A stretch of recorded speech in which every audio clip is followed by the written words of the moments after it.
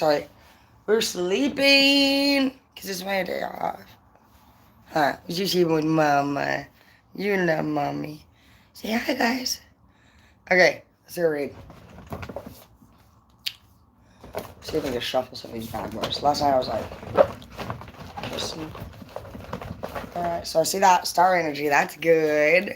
Mirror, mirror on the wall. Who's the greatest? One of all. I am. No, just kidding. But that's how you should feel about yourself. It's not about like conceitedness. It's literally just like, you know what, honestly, I feel confident with who I am. Really like who I am. And you're embracing that. You know, you don't have to fucking be embarrassed. Oh shit, now I'm going Brandy. Apparently. Fucking love. Shit. Let me get shit together to her. Can't even trust myself. Okay. Sorry, that was an accident. Love you. Alright. The next one is masculine energy. So, I feel like you're taking your power back with this right here. I feel like you're starting to just feel confident, and you're feeling very attractive too. You have change coming. You've been resistant to change for a long time. But I see here with this girl just pushing up against the world here. I feel like she was resistant to change a lot because she was around people, or you were around people, honestly, that just were making things a little bit harder for you than necessary. I feel like you've now realized that, is Brandy here already? Do you see her? Brandy's my, big brother's favorite ex-girlfriend. Alright. Hi, guys. Good morning. Alright. Okay. So, with the star energy and the masculine and the change, you're just running full force, I feel like, for you, whoever I'm speaking to, into this whole fucking different direction of life. Things are really just like taking off for you very quickly. And like I said, with this woman here pushing up against this world, I feel like for a long time she's been resisting this change.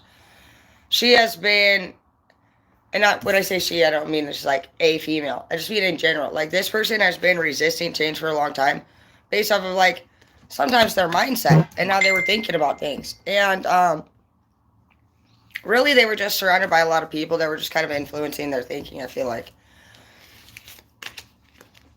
I want to feel that way again in the reverse. Exactly. You guys might have somebody in your life that fucking was just telling you all of the time, you know, how to live or what to do. And I feel like you were talking to them all of the time about how you guys could fix things. And you have the Nine of Swords here, man. I feel like your guys' relationship kind of was like a little bit rough.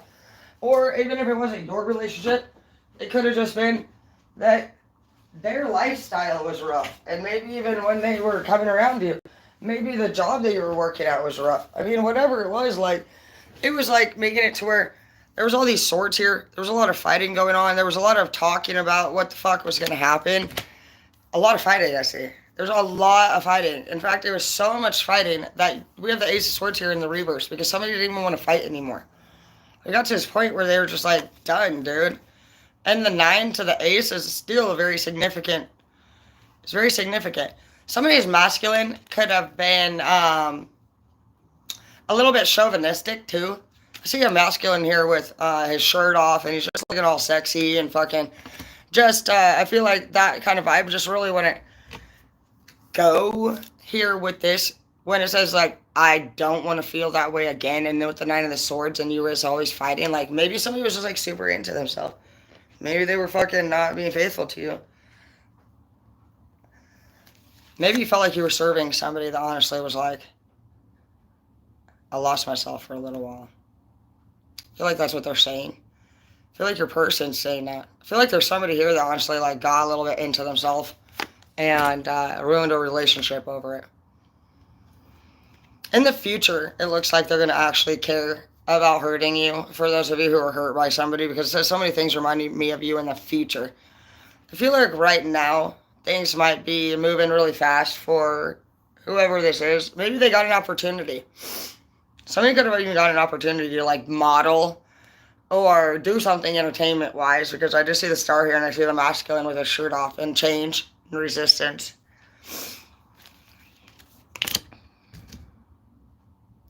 They didn't end up making the money that they thought they were going to make. We have the 9 of Pentacles here and we also have the 9 of Swords. The Pentacles coming in the reverse. Swords in the upright. So they might have even told people like, no, I'm going to do this. I'm going to do whatever I want. Somebody could have taken a job in general and said, I'm going to do whatever I want. I'm going to go this direction. Somebody could have been begging you like, don't go, don't take this job. I left you before you could leave me, in the reverse. Exactly. You didn't leave anywhere. Somebody took an opportunity possibly and like, yeah, they did not make the money. Look, fucking seven, all these pentacles in the reverse. A lot of modeling, it looks like. I mean, look at this will. We have energy shift here. I feel like somebody fucking went into star energy, honestly, and they went to their head a little bit. And I feel like their family or a lot of people just begging them with a lot of different things to maybe consider doing something a little bit different. And they didn't even bother trying to fucking listen. Somebody could have even broke up with somebody and just went and did their own thing. They're admitting I lost myself before the money even starts not coming in. Somebody's admitting that they lost themselves. Maybe it's you to them. Maybe you're just like, you know what? I lost myself for a little while to even fucking be with you, dude. So it takes that to have so many things remind them of you. 10 of Cups. You gave them the love that they fucking desire. You're going to find true love in the future, though. We do have a lot of cups here coming in. It looks like there's a lot of, like, star energy. There's a lot of career energy here at first. Then it goes into people just kind of questioning your direction that you're taking.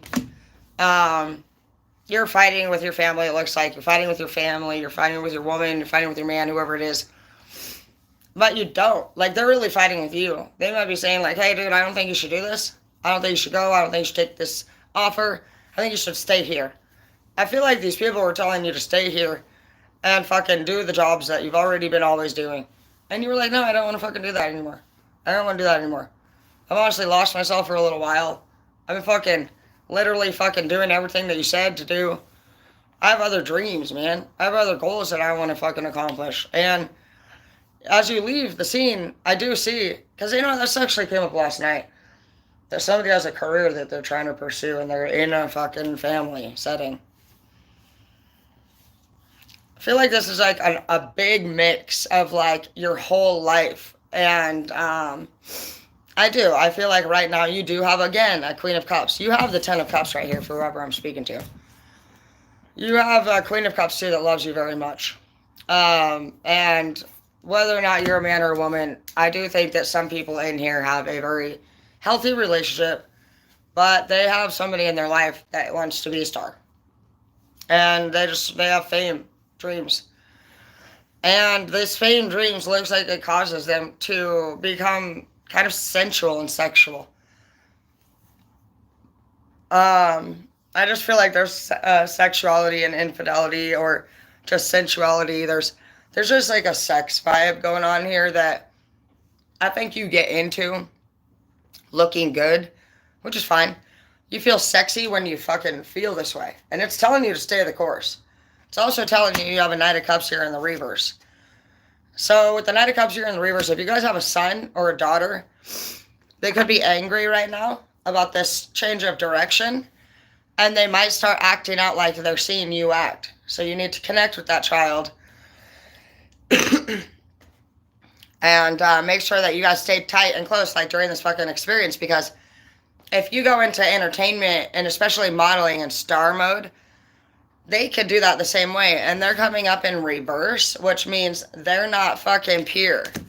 So if you don't have a pure mind, especially when going into modeling or entertainment, you're going to be used and abused and losed. So you know what will happen if you don't watch. Well, that's why I haven't taken any like entertainment offers, because other than YouTube and Facebook, because you just don't really know.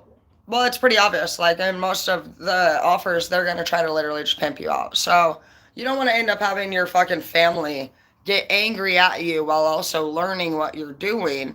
And if you're not making it very clear what you're doing. I mean, there's a lot of options out there. And this right here shows me that they see you sometimes get into your work. And with this guy and the way that he looks here, I just feel like there's some sensuality going on. I just want to recommend that anybody, and including myself, we need to keep that shit in a separate space. Like, make sure that when you're talking on the phone with people from this point forward, you are aware of who's surrounding you. Because people are watching you and they're learning from you and they're listening to you and they're inspired by you on this. I see that this journey for some of you has literally been lifelong. You have been fucking a star since you were fucking born. The very first cards you have here are legit star, masculine, and change. And then it follows with I don't want to feel this fucking way anymore. And that's fucking to the life that you've been living. You have been probably born into a fucking family just like every one of us else has that's a light worker that where you just didn't really fit in. And the goal of a light worker's purpose to come into such a differently dynamic family is to fucking actually be brave enough and learn the skills to stand up against change. And that the fact that they don't want them to. And that they have to be brave and say, you know, I'm going to do it. I'm going to go after my dreams. I am going to leave this behind. And I know that this is risky. I hear what you're saying, but I feel in my heart that I need to do this. You're answering a calling, which is actually a really powerful thing. So you're literally sacrificing everything on the 3D to do this, including your last family, your fucking biological family, your fucking literal girlfriends, your boyfriends, like whoever it is, like you don't fucking commit. You have this issue with commitment, and it's not because you have an issue with commitment. It's because you're supposed to be fucking passing through. So every time you actually sacrifice something that you love, you're actually doing your God a favor. You're doing his work for him. And this will probably be the first moment when maybe you heard something like that. Because I didn't really know where the fuck this read was going to go. It was very confusing at first. So I could see how it would have been confusing for you too. To fucking be feeling so strongly. Like, I gotta do this. I gotta fucking leave. I need to fucking try this out. I don't know why. I just feel like it. I know how that feels. That's how my life feels too all the time. And I don't know when I'm going to feel like this. I literally will just get feelings, so I know exactly how you guys feel. I'm going to make a cup of coffee, so if I start yelling back. No, it is literally like that, bro. I always describe my life to be like a Carrington College commercial, and I think about shit for a while, and then I get this feeling, and it just happens, and my family gets fucking pissed. They hate it, but it always works out.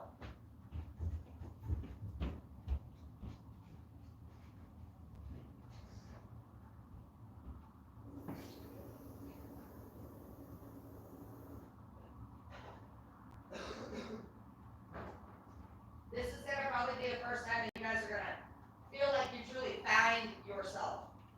Even though for a long time you felt like you lost yourself. You were never found yet. It gets better. I'll be right there.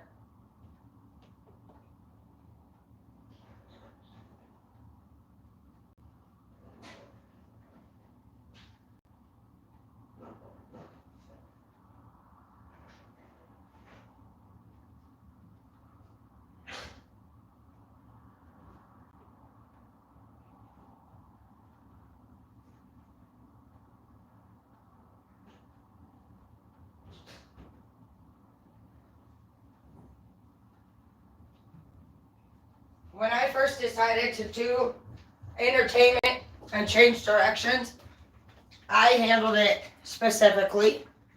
I knew that it would be an offensive career to many family members. I too like being sensual and sexual. So, have I done anything yet? No. But have I got many offers? Yes. Have I been looking into this for years? Yes. Why? Because human trafficking. I also thought to myself, okay, with entertainment, realistically, especially when your clothes come off, whether you want to do lingerie shoots, whether you want to be a star, whether you want to rap, it does not matter. Basically, entertainment is just like football, in my opinion. And if you pick the wrong fucking team, you made a mistake.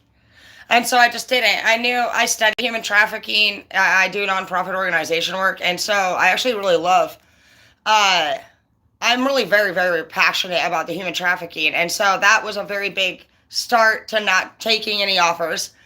Money doesn't matter to me, so I'm not doing it for money. I actually would really want to actually create like a whole set of models, and I'm a stylist and I'm also a beautician teacher, so we do photo shoots all the time. That's one of my classes. It was the photo shoot class, and so every class that comes through, which is every 2 months, they get to do a themed photo shoot, and they have models, and they have photographers, and they get a whole, they pretty much get it. I think it's, I want to say a few weeks. It could just be a week, but I feel like it's a few weeks. But it's just so fun, and they get together, and they do pinup, they can do Halloween. I mean, they can do anything they want. There'll be like a few different themes, and for years, you know, that was one of the classes that we did, and so naturally, like, we just model, and we're not afraid to model in lingerie. We've never done naked shits, but I mean, I've done them at home, so it really just doesn't matter to me if I do it or not. But would it matter to my family? Fuck yeah, it would matter to my family. Would it matter to my man if I had one? Yes, it would. So there's a lot of thinking involved when you think, what do I want to do? Do I want to sing? Do I want to model? Do I want to strip? Do I want to dance? You know, I mean, I'm not, Cardi B was the introduction to fucking people being okay with dancing naked. Okay? And I appreciate that. Because some people didn't even know they wanted to. But that interview where she fucking flipped out on that bitch that didn't like her for being a stripper was very inspiring.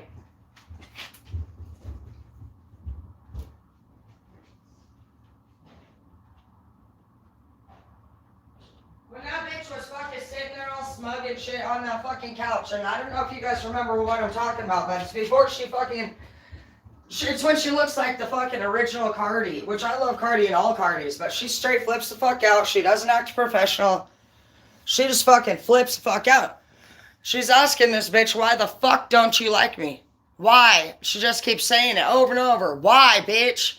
Why? And there's like 3 fucking bitches on the other fucking couch, dude. And they're just sitting there all fucking, like fucking dumb bitches do. And she's just gonna beat the fucking shit out of them right on the fucking show. And it was not fake at all. It was so raw, and it was so authentic, and it was so fucking true. And even though fucking at the beginning, those fucking dumbass bitches they may have had more money than she did. At the time, bitch, who the fuck's married with kids and stripping the fuck now and happier than shit, bro? So just because she fucking literally fucking was a stripper, she's living a better life than all those bitches now, and she's loyal. It don't fucking mean shit. And that's what she proved that day. She proved that she fucking loved what she did. She did what the fuck she fucking felt like was the smartest. She thought it out. And she found that her fucking stripping made her enough money to take care of her family then. It made her enough to fucking, and it does. How the fuck wouldn't it? You're an idiot if you don't think making fucking $500 minimum an hour is fucking smart. You go ahead and work 9 to 5 fucking with fucking $15 an hour or whatever the fuck they offer us now. It's a joke. If you can make at least $500 minimum an hour to entertain, why wouldn't you? I can already do that. I can make up to $1,000 an hour to entertain. So, and I can show you guys the cash apps on that. It really, in my opinion, is about truly enjoying what you do. But still, yeah, again, I've been studying this for about 5 years, maybe 6. I started it in 2000, and it was probably like, it's longer. Because, like, I asked Edward if he would be interested in doing it with me, and I also asked Chris if he would be interested in doing it with me, because I wanted an agent involved at first, because I wasn't down to get pimped out, and I wasn't down to fucking be around anybody that could, like, draw me into a situation that I would unknowingly get involved in. So, with the human trafficking, I knew that I wasn't trying to fucking fly anywhere.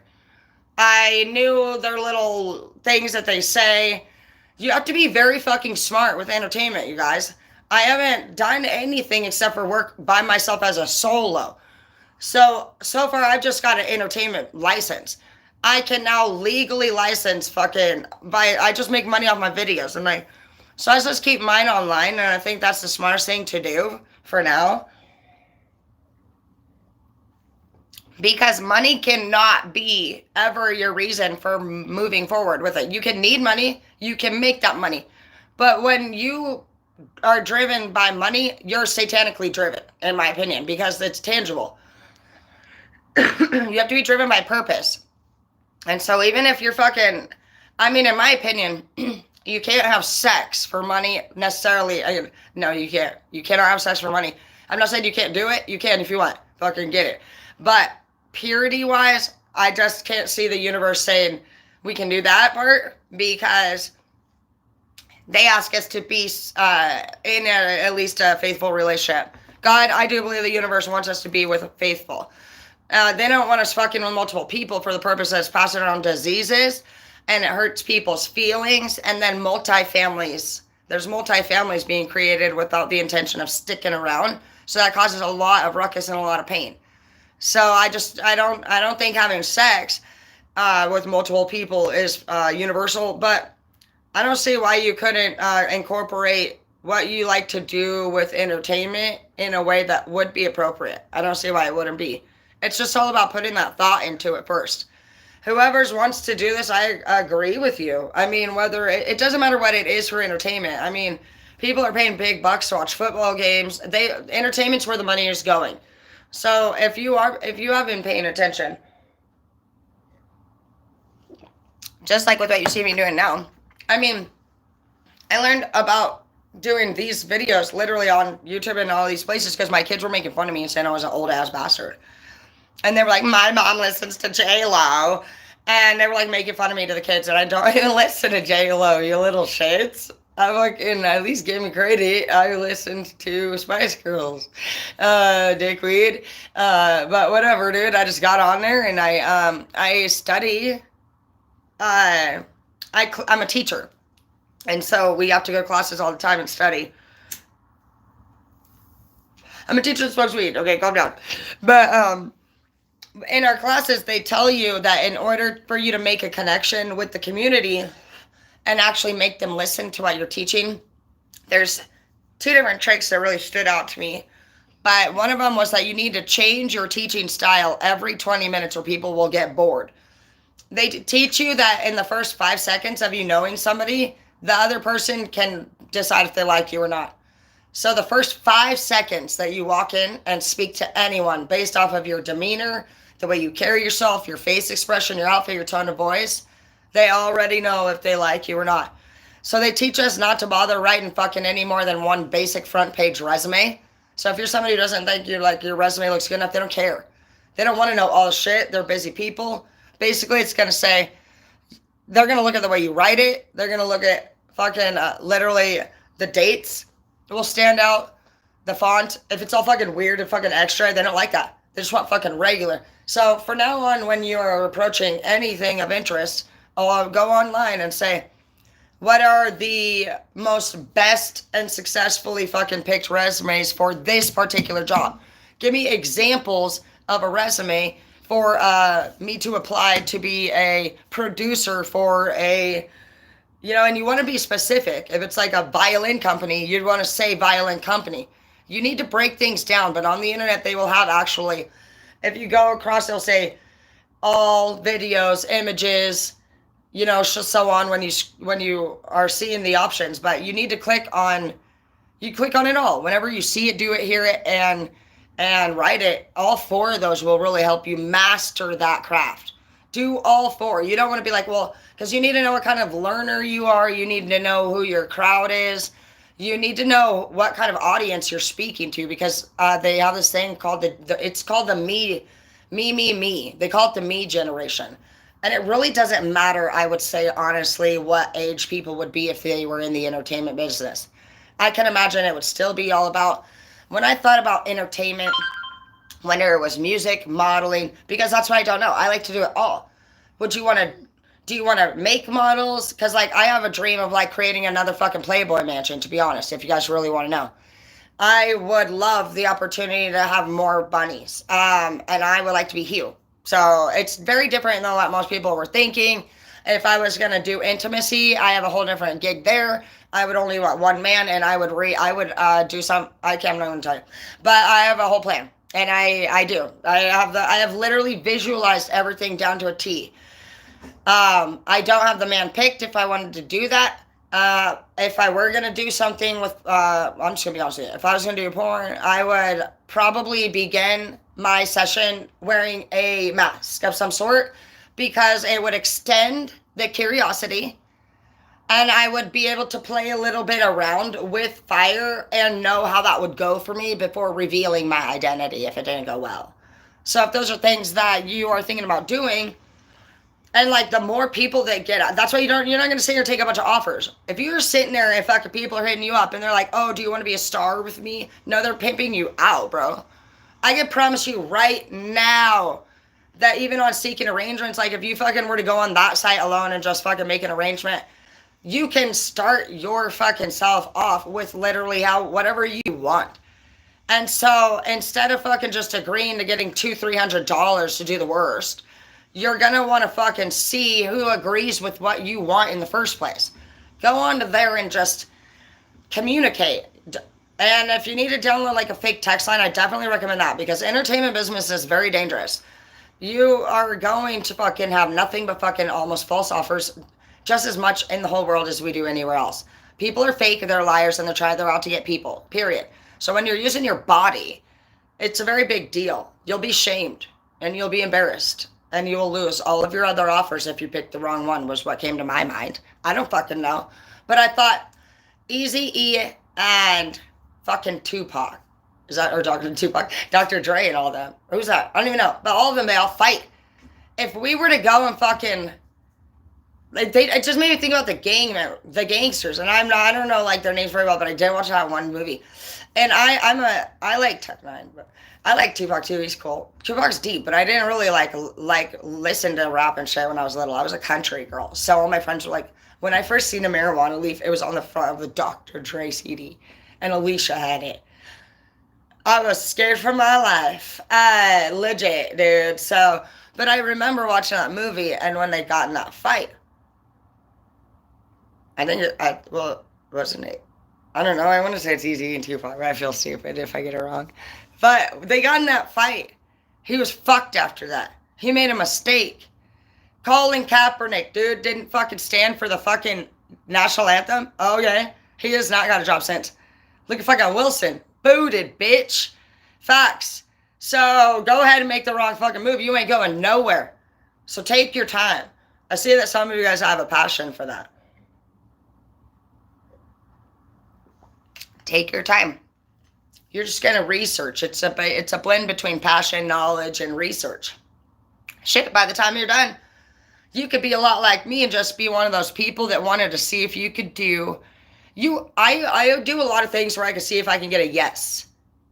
I'll apply for 3 jobs, don't take none of them.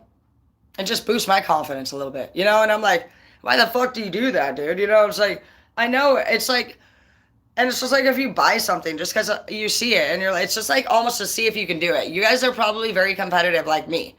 Sometimes out of boredom, you may just fucking hit on a bitch or fucking just do something just to fucking see if you can. And you can, you know you can. Okay, so stop with the petty energy. And now we all need to put our minds to work. We have the ideas. Some of you guys' ideas are a little bit more organized than others. Some of you guys have studios, music studios. I know you do, because you're on my fucking friends list and I see you talking about it.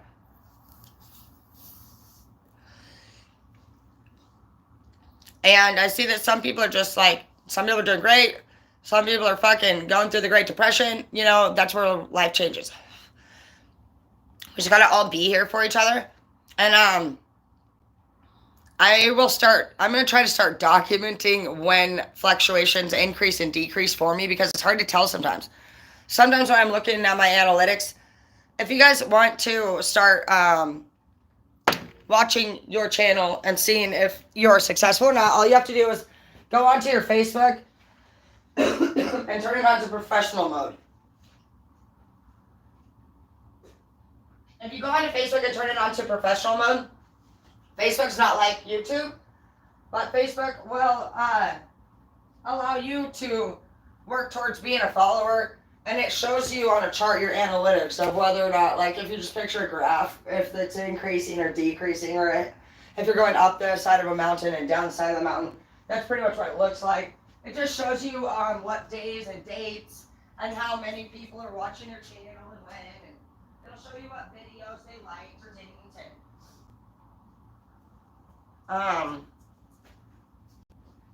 It's a really great way to begin to see which things and which mindsets and which personalities of your own people like more or less than the others. you're gonna know yourself, what you were on, and what you were doing, and more than likely, we all fucking have our thing we party on. So there's days when people fucking, you know, one day I was legit. I fucking decided to try acid and ran from the fucking weed eater and hid in the shop unalive. Whoop-de-whoop, Tara. Yeah, you can imagine my whole family's pissed. I've never done it in my fucking life. You know I did it live.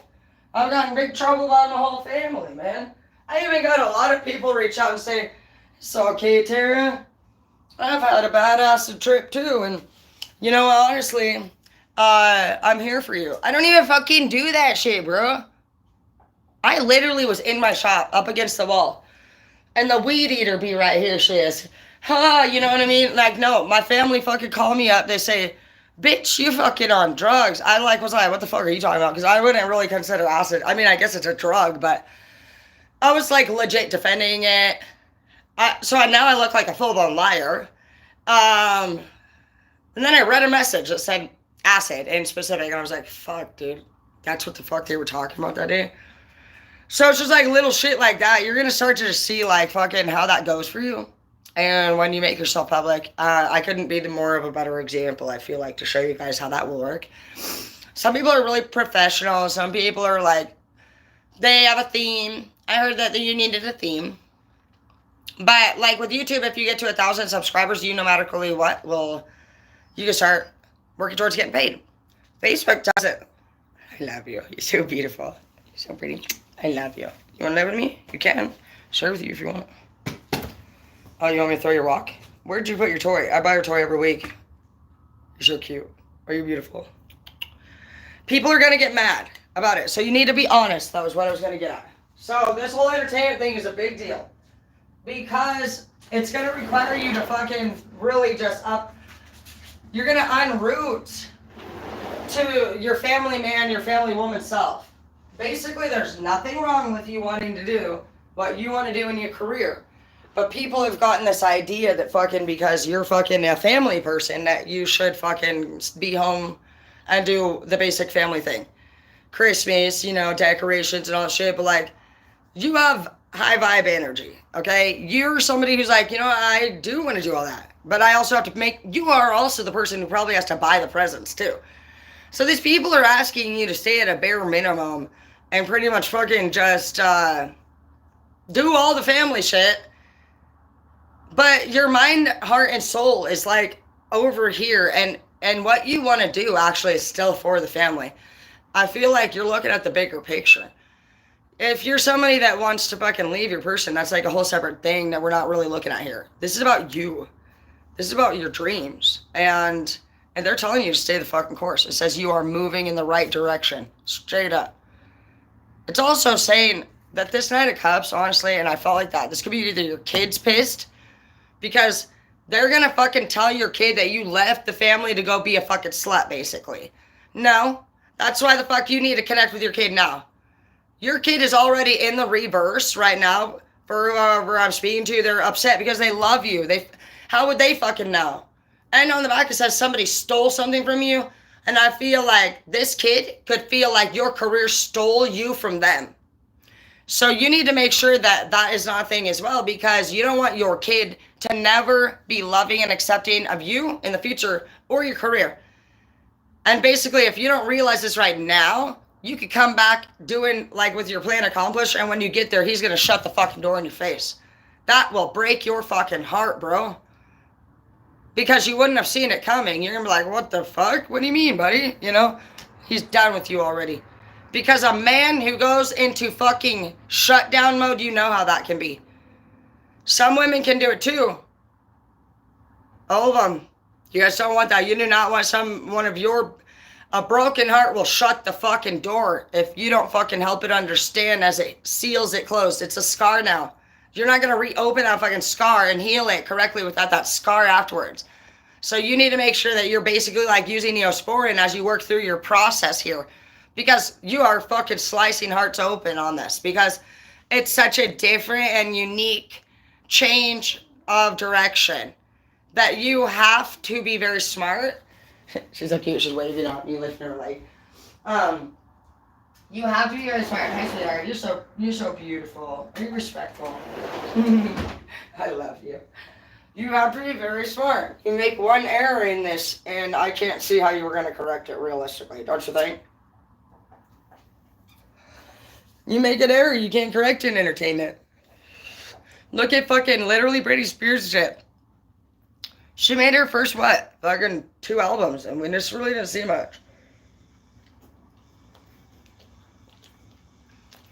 Fucking Lindsay Lohan and shit, fucking.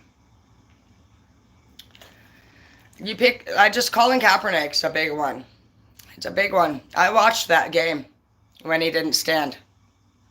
And I knew then, are you fucking serious? I was the manager of a school. Do you think we all were fucking involved in what the fuck was going on that day? Do you think I would ever fucking go to an assembly and teach my students to disrespect the nation, bitch? Especially literally fucking when we have to fight as a country if anything goes down, you fucking idiot. So now what are you saying, that we should all lay down and die because there's a problem? We have to defend. Regardless now. Now we all fucking are about to fight fucking on behalf. So fucking teaching people to fucking, I'm sorry, I'm all pissed. But literally, that's a personal fucking, that's how people feel. He's been trying to get work since.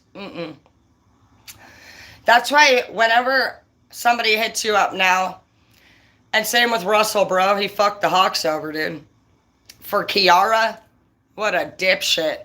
Kiara has done nothing but alter his true, he has fucking become less and less Russell every day since he's met that bitch. Fuck you, Kiara.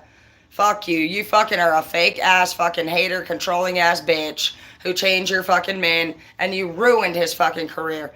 And guess what? She's gonna get fucked on that because fucking she didn't fall in love with Russell as who the fuck she's making him become. And so she's probably already fallen out of love with him already. How could you not be somebody's little puppet? That ain't who the fuck you met. She doesn't even know what she's creating. And I learned that through relationships. I learned that we don't realize what we're doing when we do that. But what I do realize is that the person that caught our attention we'd never known before. And you see them. And if you could take yourself back to the day that you met them, what was the reason that they caught your attention? Was it the sound of their laugh? Did you see their beautiful smile across the room? Their ass, you know? But whatever it was, your eye caught somebody you'd never seen before, bro. And that bitch, I can't wait till fucking she gets her karma for that. They both will. They're going to be each other's karma. Maybe they'll stay together. But Russell fucked us all over for Kiara's rules. He did. Fuck you, Russell.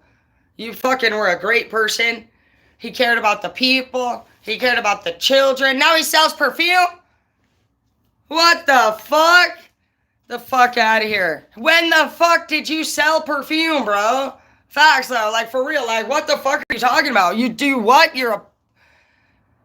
No. Football players don't fucking sell makeup. What are you teaching? Are they going to be football players? I don't even know. What are you doing, dude? That is not masculine. You need... You and Colin Kaepernick need to go have tea together. Facts. That's their karma, too. Ain't that some fucking shit, bro? I'm so pissed.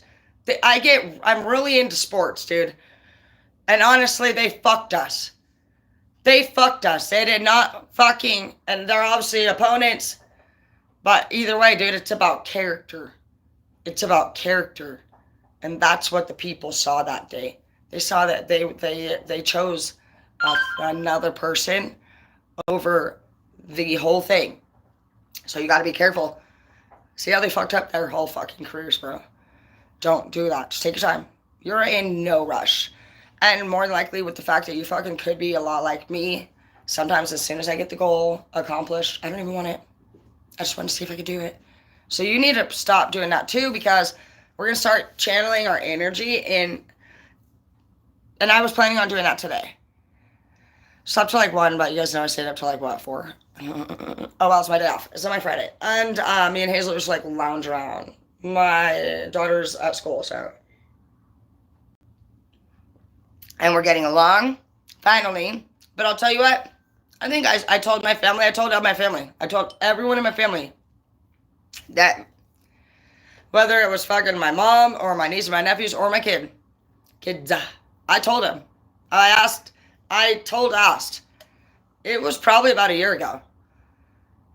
It was a year ago. Because I started, well, I uploaded my very first tarot read onto, tarot was my first, when I looked up what I was going to start doing, I like to teach life skills and coping skills. And I mean, obviously, if you guys even go back onto my Facebook, I was teaching this shit fucking years ago. That's what I do at school. But I noticed that when Martin died, obviously, I changed. And so my whole group of people that was in my life then, which were my students as a manager of a school and a teacher, when I relocated jobs and Martin died, obviously, I wasn't at that school. I wasn't teaching. So I was like, and then I was just being looked at like a fucking person that found a dead guy. And I was acting like it too, to be honest. And so I really lost all of my fucking hard work. I lost my reputation, and it was my fault. I mean, it wasn't my fault, but like, how could you not fucking be looked at? They were like, it was just really fucked up. I pretty much like had to like earn my respect back. It was fucked. And I'm not mad about having to earn it back. I'm just sad that he died. Shit was rough. But, I finally have done that, but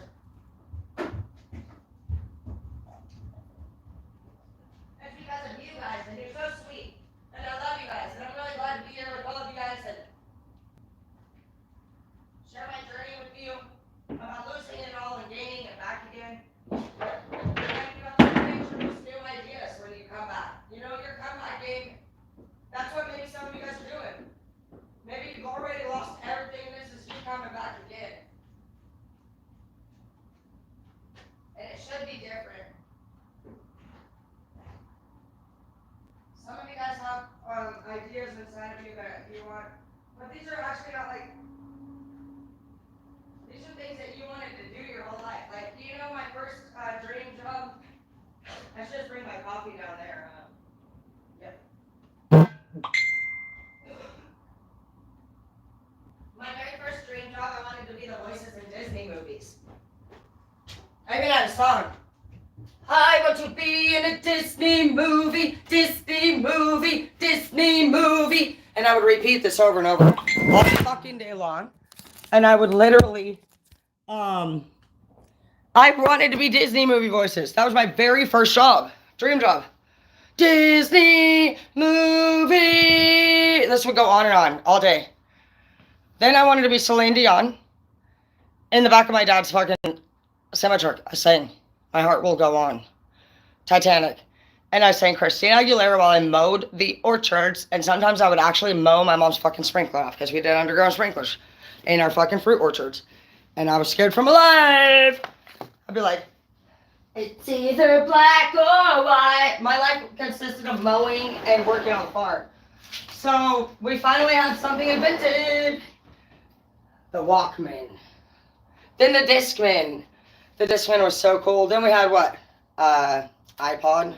No, it was like a Gigaplayer. I don't even know. She just started popping, dude. We had our little thing. We was out there singing, dude. Christina Aguilera, dude. Fucking getting it, bro. Backstreet Boys. Everybody groove to the music. We were living our best life, obviously. So you're probably incorporating a part of you that has been there the whole time. Because entertainment for me now, what? Because fucking, and like, what's wrong with what the fuck me wanting to fucking model? That's what I do in my career. Ain't nobody had a fucking damn problem with it if I was fucking doing the photo shoots at the fucking school. But if it's me now, apparently, no, we're not playing that game, bitch. Fucking, how the fuck is it a problem when I manage a school and fucking get my own damn students at fucking lingerie and do a fucking Coca-Cola pinup shoot? Why the fuck is it a big deal? Now, it's they're picking and choosing who the fuck does what, because fuck that shit. You do whatever you want to do. My only recommendation is think it through. Everything you should do, you should think it through. It says it's a good day to have a good day. That sounds like Tupac shit right there, doesn't it? For real though, he's telling you in spirit. He's like, man, fucking do you, bro. That is so Tupac-y right there. It's a good day to have a good day. That's your next card. That's Tupac saying he fucking spiritually loves you, is he not? And you know what? He took a risk, bro. But he was solid. And maybe if he had some advice, I think he would tell you to fucking Just fucking, dude, just like I've been telling my fucking kids, man. I told them, you know what, honey, I know you're gonna have problems at school. I had a mom call me. She said, hey, and she was really sweet, man. And our boys can get wild, bro. They do. There's some gang shit going on. But, you know, my son's up here, and he's been up here for a month. He ain't even fucking playing that shit no more. He's working with his dad. He's doing good. And, like, but two moms came together. She was really sweet, and I'm really proud of her because some moms are fucking stupid. They'd be like, don't fucking, you gonna fucking talk to my kid? I've had legit a mom fucking spit.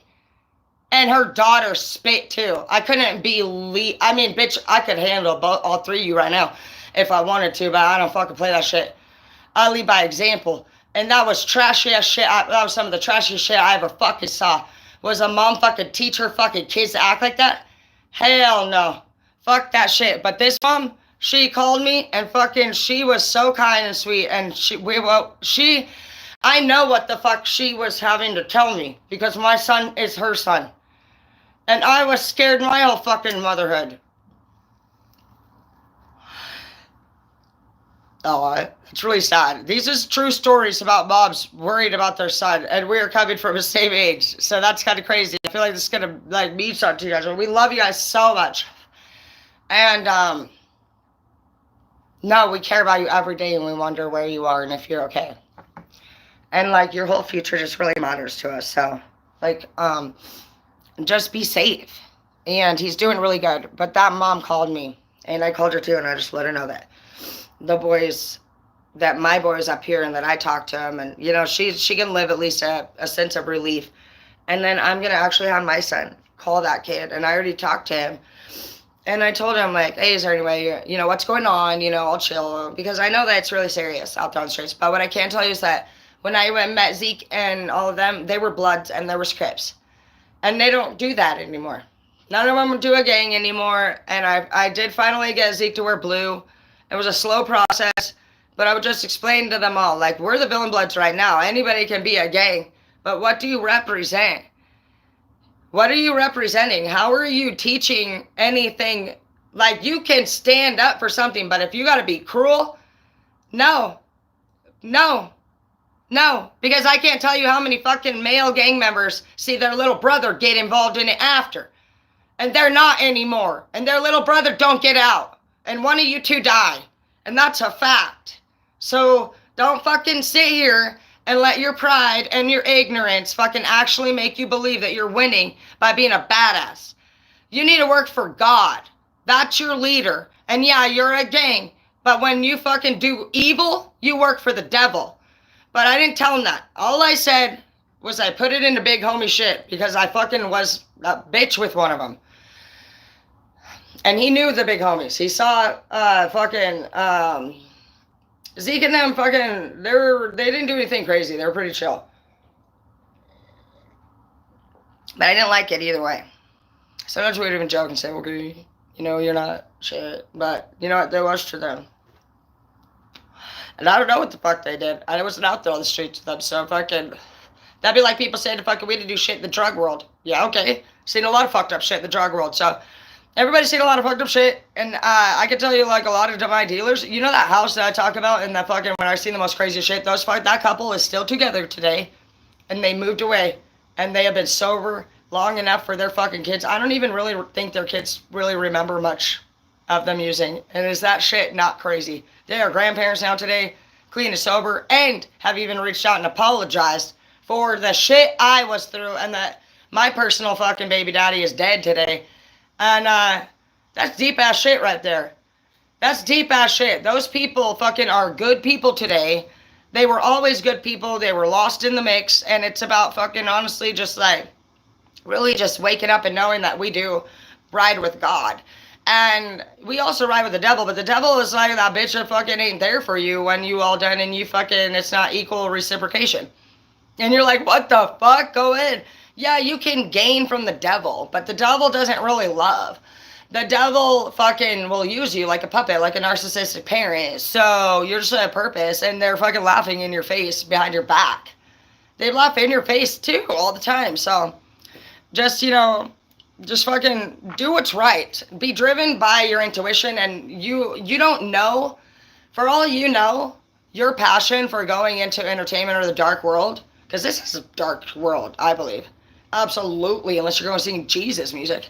We're going into dark. The lights go off and fucking blue lights turn on, okay? How could it not be the dark world? There's drugs, there's dancing.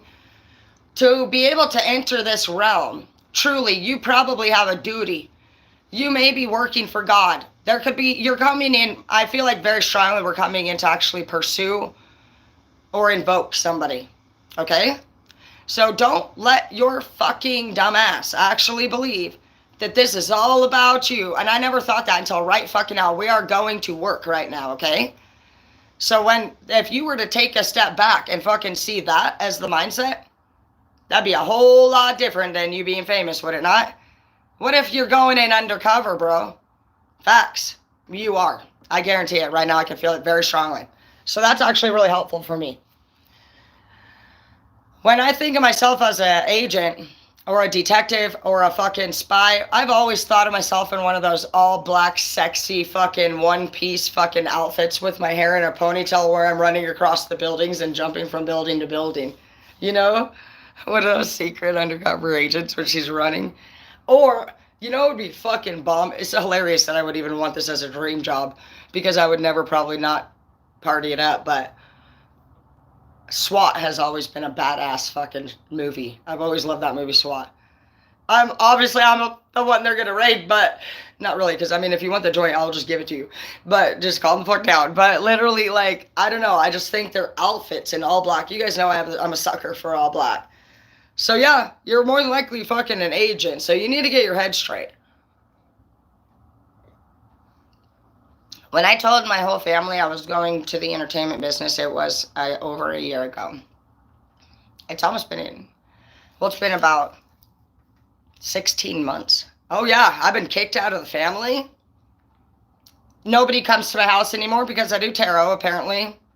I'm going to hell because half of them are half Mormon and half are Christian, and because I said I'm spiritual, I'm going to hell, and I'm a witch. I am banned. I have been talked shit about more than usual, but what's new?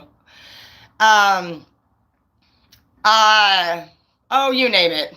Been robbed from I mean, it's been pretty immature and pathetic in my opinion, because I feel as though all of those people crack me up when they talk about how I'm going to go to hell for anything that I do. But none of the things that they do seem to cross any of the violations in their own so-called Bible.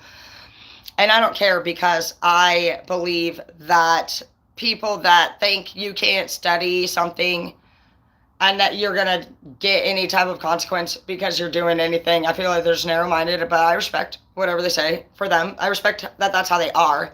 That's why I pay my own bills and have my own house. But, oh yeah, it's more, you're going to have to lose everything, but that's fine.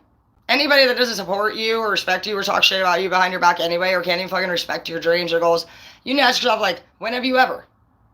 See, and that's why being honest is really what it's all about. You just tell them what you're going to do with respect. You just say, hey, I'm going to talk to you a little bit. And before you do it, it's not fucking, you don't know that if you should or should not do that. You need to know your facts. I studied this, I think I'm on my 6th year of studying this, and you guys are just now hearing me talk about it. So I've been studying this very heavily for 6 years.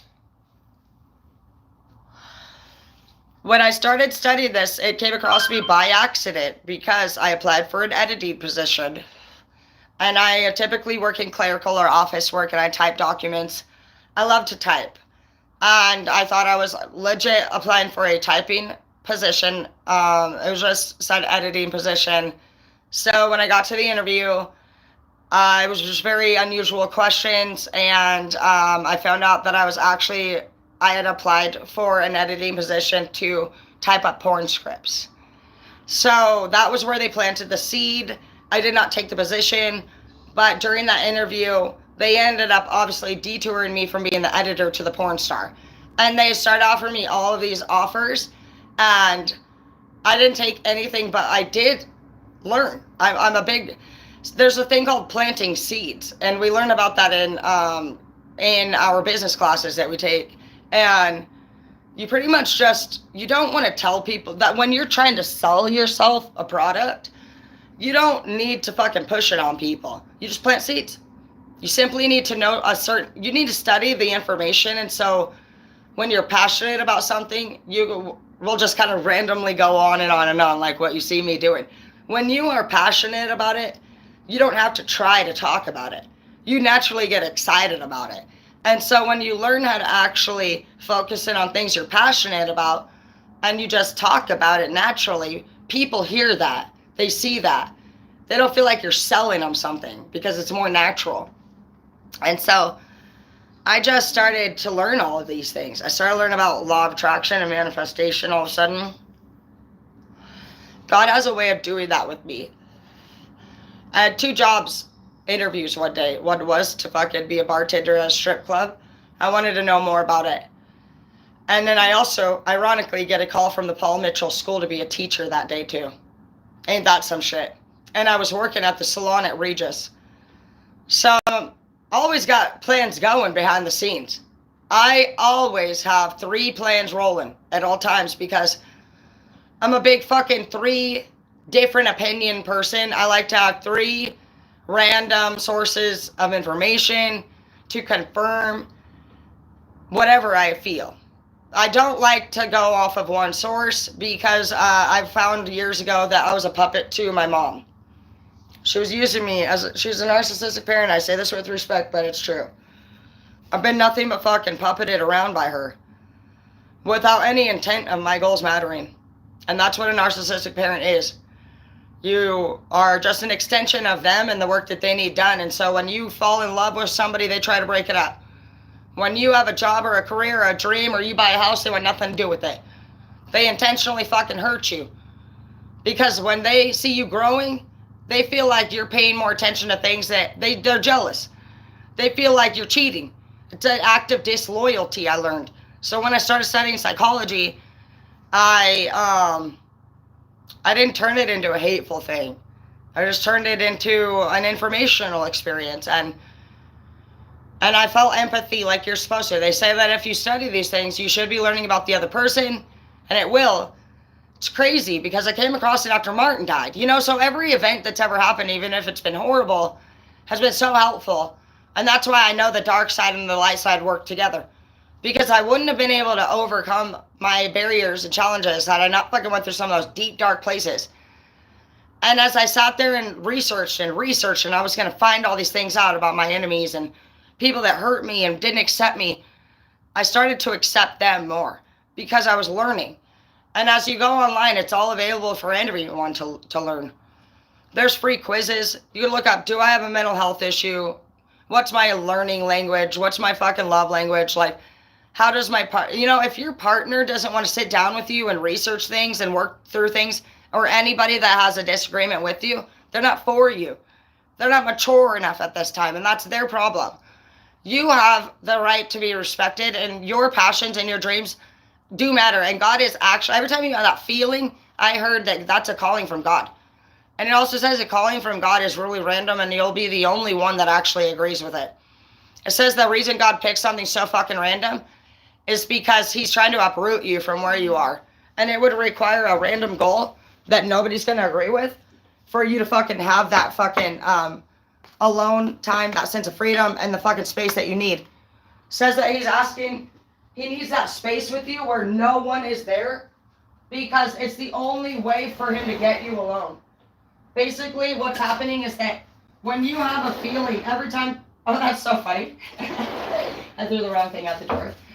When you have anyone around you, so picture yourself when you're deep and you're lost in thought and you're thinking about your dream, and then your bitch come out and you guys really ain't passionate, you know what I mean? Let's just say there's times when you are and times when you're not. And whenever you're not passionate and you're not happy, God, of course he's there for you. God just like, yeah, do your thing. You know, if you're happy, I'm happy. But when you're not, he's there with you and he feels that pain. And so that's where you and him are daydreaming off together. Whenever you find yourself daydreaming, I heard that that's you and God fucking making plans. And anytime that there's negative people around you and like they disrupt that fucking daydream where you're just like, you're like, what? And they're like back, that's like what he's talking about. He doesn't want that there with you anymore. He was talking to you. He was talking to you man to man or woman to woman and literally fucking like, Woman to woman. Okay, it was, you never know.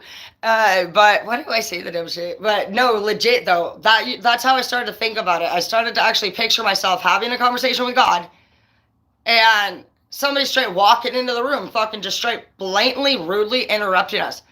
God never minds if he and you and your persons of whoever the fuck's surrounding you want to talk. Sure. Fucking, but when they come in and disrespect you, yeah, fucking right. That was actually you and him having a conversation. So if you were to think about it like that, it changed my whole mindset. I was like, that's a really great way to think about it, because God doesn't want anybody disrespecting nobody anyway. We're not supposed to talk to each other with disrespect. So if you were to actually picture yourself having God with you all the time, ask yourself, would they talk to you like this if God was there? No, they fucking wouldn't. And these are the same motherfuckers that fucking tell you you're going to hell for fucking being a stripper. You know what I mean? So just start thinking about God. Think about when you're daydreaming and it brings you joy, that's your intuition. That's your spirit glowing. And God, we don't know. Nobody knows for sure what God. You could be going to work into the dark world. You never need to fucking doubt your feeling of inside. Whenever, I've always got a feeling, and I've always said that the whole time. They're like, where the fuck do you get these ideas? But my life has always been like that, dude. Literally, I've always described it like that. Do you know when I was in treatment, I started going to treatment when I was I started using drugs at 14. Then my sister died. And my dad's a cook. He's passed away now. He got into fentanyl, unfortunately, and he died. But I love my dad, and I don't love him. I love him so much, and I'm not mad at my dad for fucking not getting out of that. My mom left my dad, and that was pretty much my dark night of the soul. I was at 4. But, honestly, I'm not going to lie. The first memory that I can remember, I was at the end of my bunk bed. And he always built his bunk beds. They were sturdy-ass motherfuckers, but my first memory, I only remember a couple memories from my childhood. I pretty much blocked them out. There's something called disassociation. And you guys might want to look into these things, because these things are going to come to surface at some point during here. This world of entertainment, for those of you who had parents that partied, you're about to find out what the fuck happened to you as a child for some of you. So it was not good, and you know it, okay? I don't need to go into details about it, but we have been touching on it lightly, and some of you guys have been through some inappropriate things, and you disassociated from it. This is why you find yourself drawn to a lot of the things that you're doing. So you have a natural fucking thing for it, and it could be because you did it and disassociated from it younger. That is very different than having a passion for it. The devil also makes it can fool you.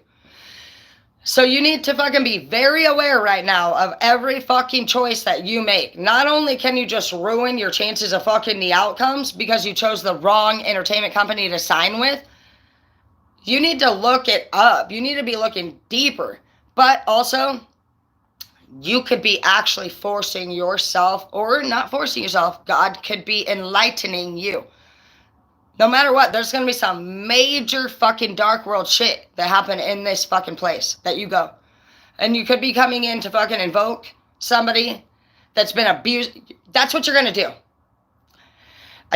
You're literally coming in and you're going to find an abuser. And this abuser could either be so fucking much like the abuser that you fucking did. You blacked out, okay? For whoever you are, you're going to be like me if you're on this channel, more than likely. And if you're fucking somebody that can actually enter this realm, you've been working really fucking hard. Because for people, literally, this mirror just keeps staring at me, dude, right here. That's star energy. But you see that mirror on the wall? He's the greatest one of all, dude. There is an evil person. You're coming in and your boss. Okay, every time, if you've had a fucked up relationship one after the next, get used to it. That's a light worker's duty. It doesn't say anywhere in there that fucking some people are supposed to marry or settle down. Even in the Bible, certain people, and a woman even in specific. I remember reading that. I thought I'm that girl. From a young age, I thought I am that girl. That one woman doesn't get married. She fights battles in the Bible. And ever since I was a little girl, I've always thought I'm that fucking girl. And it says, and then I learned about light worker, and Ship says, like, a light worker will never not fucking invoke fucking, like, they come down to earth. They're basically born into a family right off top that's fucked. Evil. They do hella horrible shit. And this person is the only one in their family to fucking disagree with it. And so they feel like they have no fucking family. Is that our story? Yeah, it is. Fucking, it says straight up that a light worker will fucking have to go through everything fuck up because you're headed to be emperor or empress. You have to go through every fucked up thing in the fucking possible world to become an emperor and empress. That's why the fuck you're going through it. It's like if you've seen that movie with the flying dog with Archu or whatever, like the fucking, but they're emperors and emperors are, it's like the elf in the Lord of the Rings, that beautiful blonde one where it's the beautiful one, and where they're like, you know, and they drop a tear, you know, and they're in that beautiful, like, emperors and empresses are different. They don't have cruelty, hate, or anger for the world. They know their purpose is to directly come into contact with people that are going through the worst shit ever, which is going to require you to be fucking very strong, very aware, very cautious, very smart. You're entering places you could die, be taken advantage of, hurt badly, be permanently wounded. So overcome your breakups, because your life will move at the pace that you push it. See your purpose. If you're somebody who has had one fucking thing after the next happened, and you fucking know it was true, and nobody around you admits to their fucking faults or their wrongs, that you are a light worker. And this is that moment where you realize why. And it's not going to stop. When you actually stand up to somebody and you say, hey, what the fuck are you doing? You know, or your intuition alerts you and says, hey, somebody abused an animal. You know, like when I found out Edward, there was 2 different times that Hazel was injured. Right when we brought her home, she had some fucked ass injuries, dude. And I'm going to be honest with you. It was whack. Pretty sure, I shit you not, that motherfucker straight fucking has bestiality issues. And fucking, my kid comes running up, bro. Edward's the one that wanted Hazel, too. In fact, he fucking was like, oh yeah, you know, let's get a dog. I'm not even somebody that wants animals here. I'm really worried about fucking poop and pee. I've always hated feces. I don't like it. I don't like any type of bodily fluid. It's fucking disgusting to me. So I get really pissed, and like, I agree to get this dog. Edward wants it. You know how you do for your fucking man. You do shit you don't usually do. The dog came from my family. My brother bred her. And my mom, fucking, I go and pick her up at 6-8 weeks, and fucking, she's got her shots, you know, and I pay for her. I really care about making sure Hazel has what she needs. I shit you not, bro. Weird ass shit, bro. So my son, he comes running up. He tells me, Hazel's fucking, Mom, Hazel's acting weird. She was fucking maybe fucking 9 weeks, 10 weeks. She was, dude. I didn't know what the fuck was going on. I'm not gonna lie. Me and Ever were fighting all the time. I was in a pretty fucking poor state of mind. Ever made me very sick. And it's probably because of the energy right here that he fucking had. I was meant to fucking meet him to fucking stand up to that bitch. And it sucks. Because fucking he's not doing good right now. He's also on fentanyl. And fucking, it's not my fucking problem. The fucking when people want to fucking say here and do nasty shit. But what is our fucking problem? Is that we fucking do the right thing. And you'll say, oh, you were fucking high. Yeah, fucking okay. Well, I wasn't fucking hurting a dog. That's disgusting. To have fucking addictions and fucking be struggling, you can have. You are not perfect at all times, but to harm yourself is bad enough. But you don't need to go outwardly and harm other people. Anyway, so Hazel's eyes are straight bloodshot as fuck. Bloodshot.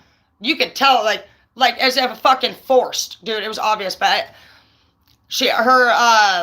her hind legs they're pretty much paralyzed, and she's drooling bad out of her fucking mouth. Like, she's just leaking water out of her mouth. Her eyes are bloodshot, and fucking her back legs are paralyzed. Edward is so calm, bro. I don't know if she has parvo. I'm not sure what's going on.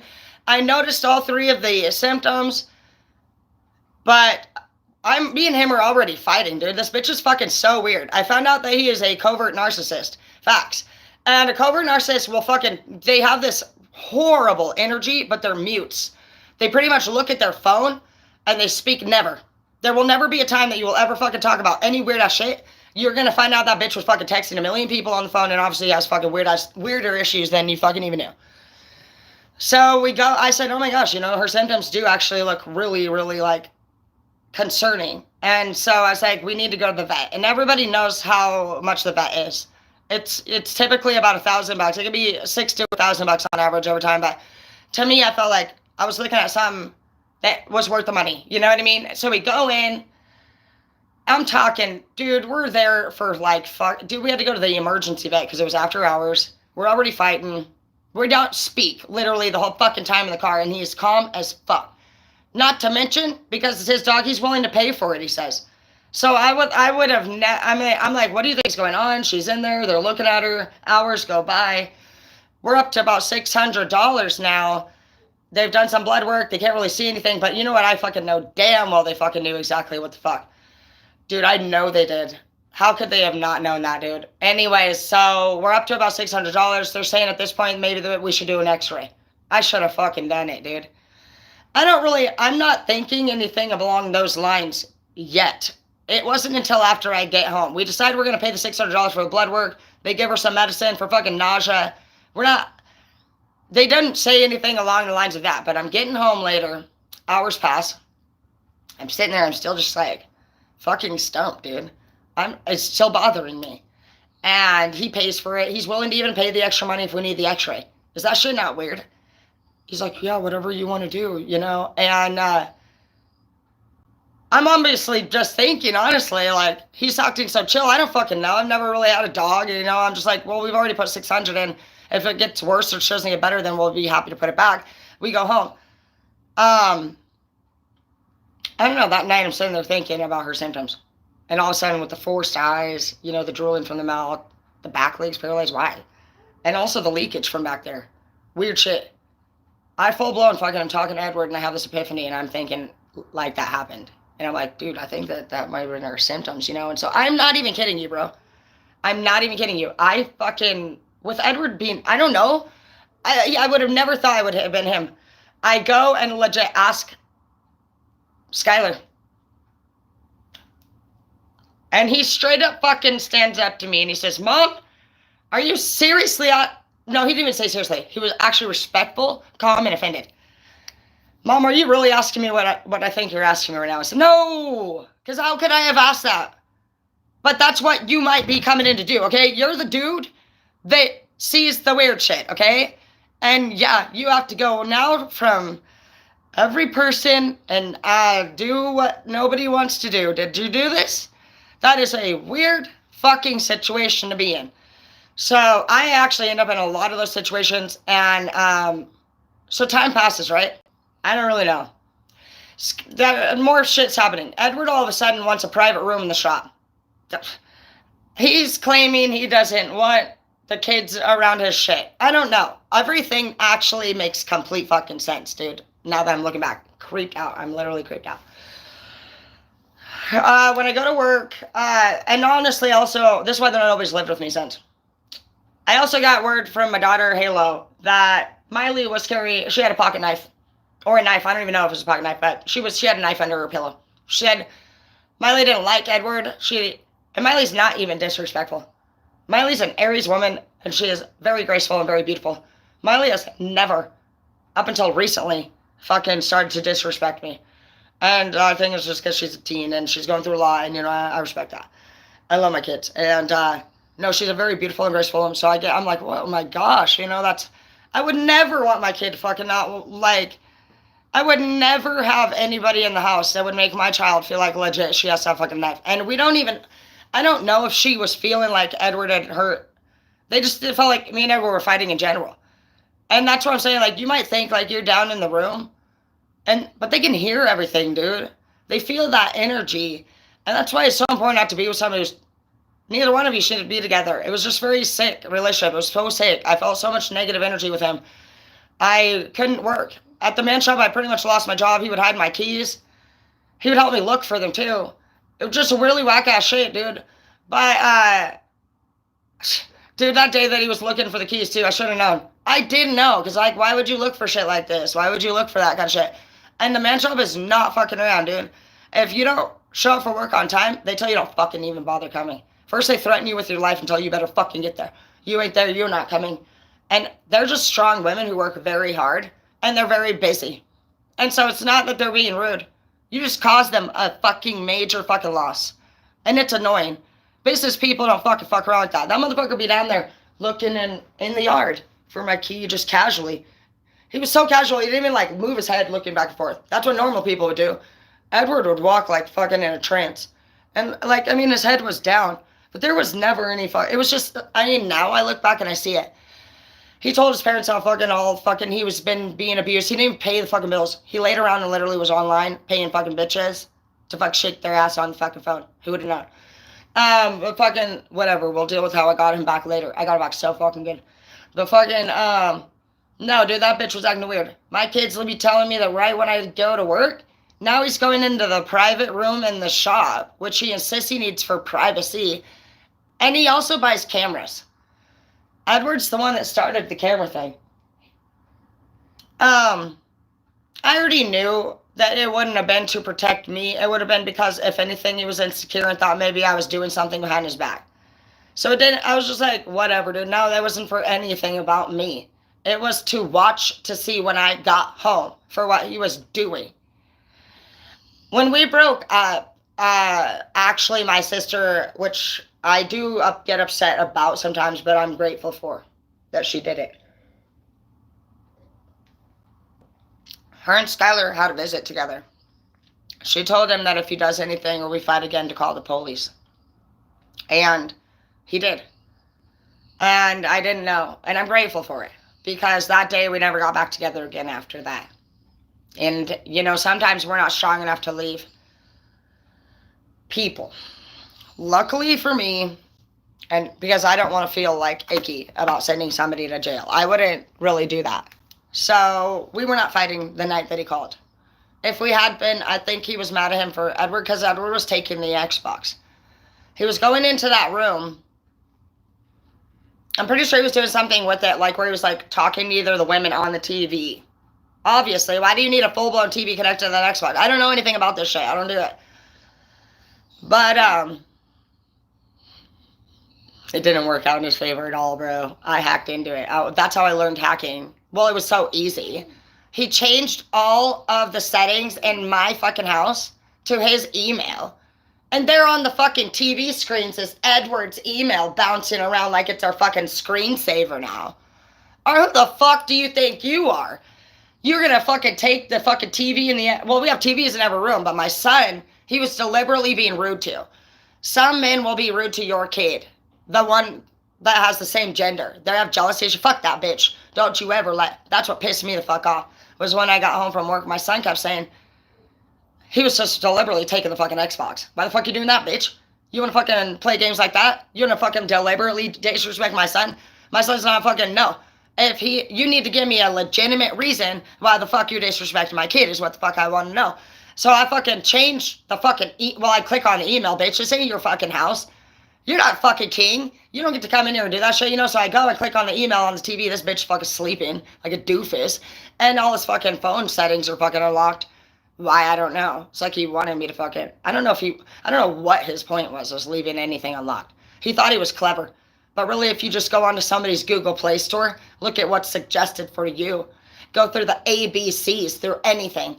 A, search. B, search. If you think they're cheating, say date, meet, boob, fuck, anything in your search bar, it'll fucking pull up. They think they're so fucking clever because they delete the app and then they re-download it. Yeah, well, they're also not fucking smart because all of their Google passwords are saved. So go ahead and fucking go right onto the Play Store. And I just learned this from fucking having to see what the fuck was going on with this bitch. Why the fuck you acting weird? Bro, you can re-download everything they delete. And there's no such thing as a firewall browser, nothing, when they've made the mistake of saving all of their Google Play passwords.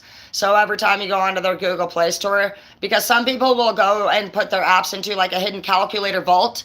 My son shows me this shit because he's fucking OG gangster and he's not now. He's with somebody and he loves her very much. But he was Mr. Pimpistry And fucking, yeah, they have they have all these hidden vaults. My dad has them too. So you need to look for you go right onto the Google Play, go right into the upper corner, hit fucking their little thing, and it'll say apps, and then it says the word manage. So you need to click to the right, hit manage. Brrr, it's gonna say installed, uninstalled, anything they have installed.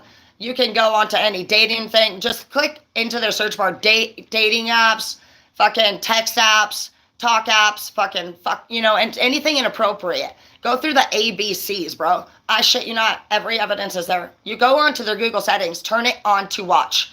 On, you're following now. And you will now link your fucking email. Together, you now add your email, add a different email. So you're gonna go and make yourself an email app. You're going to now add that email to their fucking up there, and now you're synced in. You're locked the fuck in to everything. You could also put a child lock app if you bought them the fucking phone. Fuck that bitch. They want to be in your fucking house disrespecting you? Hell the fuck no, they're not. I changed his name to Little fucking Eddie Jr. And you were on my fucking watch now, bitch. I bought that phone. You're at my fucking house. You got options now. You can get the fuck out, or you can act right while you're here. But no matter what, I don't trust you. So, legit, bro, I had fucking complete fucking track of his shit. He still was trying to act stupid like an idiot. Why? I don't know.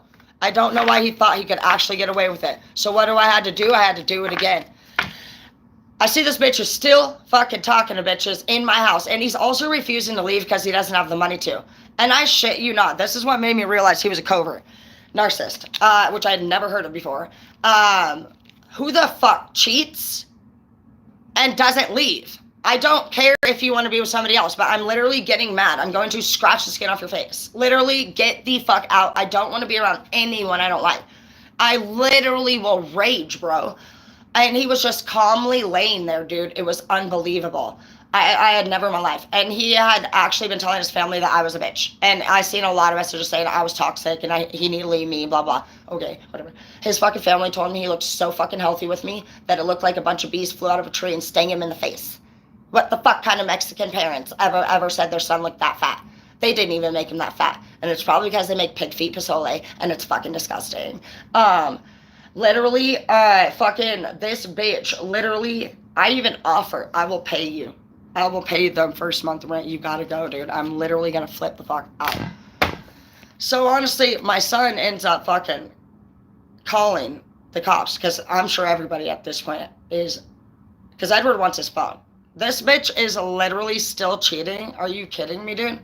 So I obviously have to go take, well, I already had dank ass pictures.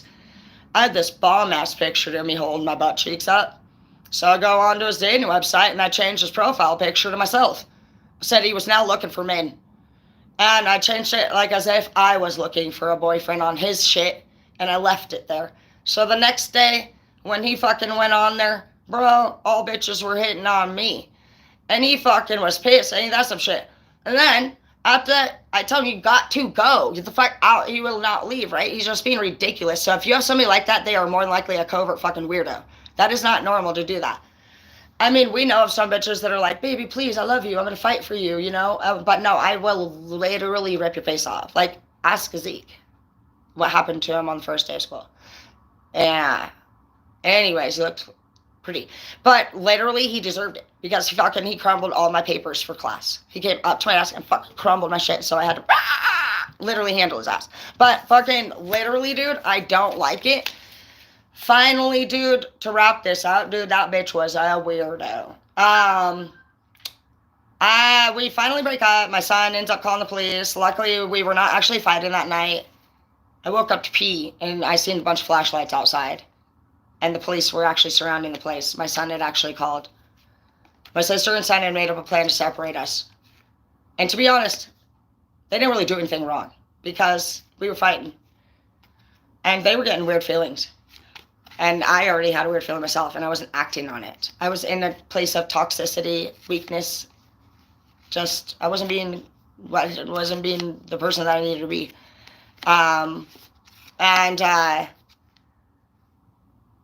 He wasn't hitting me that night. So I didn't have any injuries or anything, and I was actually surprised. And of course, as a woman to her man, I wanted to defend him. And I I just didn't say anything about the fighting. All I said is that we were fighting. I said we are fighting because he's fucking cheating and he needs to fucking leave the house. But he was not hitting me because Edward didn't hit me. Me and Edward were not fighting because he hit me. The only thing Edward did one time was he walked by me and he fucking slapped me upside the head. That's true. And fucking, it wasn't hard. It was literally like, in my opinion, looking back, because I don't remember fighting, I think he wanted me to shut the fuck up. I think I was annoying him. And so, and another time he walked by me and he stepped on my foot. And fucking, I also am annoying. I can turn into a major bitch. So he asked me for a year at least, please, Tara. I'm trying. He was clean. Edward worked really hard. I was not, to be honest. I fucking, that's how it goes sometimes. And I don't sit here and fucking, I can separate what the fuck is true and not true. I don't sit here and blame my exes for shit. So I just driving him crazy. He was waking up every morning listening to Jesus music, and I remember him multiple times, Tara, he would tell me in specific, Tara, I don't want to be the person. I know how I can be, he kept saying. I didn't know how he could be. He's a California gangster. Well, guess what he does when he gets stressed out? He jumps in your car and fucking starts ramming police cars. He got in my Durango and started figuring out it, and when the day that when he flipped out enough, he'd had enough. And it was because he was living in a house with fucking all my kids and me. He was out of his comfort zone. And he was fucking trying to go through treatment. And he was on DOC. And he was trying to wrap everything up. And he was stressed the fuck out. He was a man who came down here to be with a woman that he met in Alaska that he knew nothing about. That's why it's very important that we fucking are smart. And we look into things. We do background checks. And we just understand what we're really getting into. Seeing somebody's beauty and having sex with them and then moving in with them is not the smart thing to do. I knew nothing about him and he knew nothing about me. And now he's down here still to this day. And he's all fucked up, dude. He didn't end up doing better. He was really striving. He wanted to prove himself. I'm glad that they did that. But he didn't go to jail that night. They just had him leave the house. He ended up moving in with his coworker.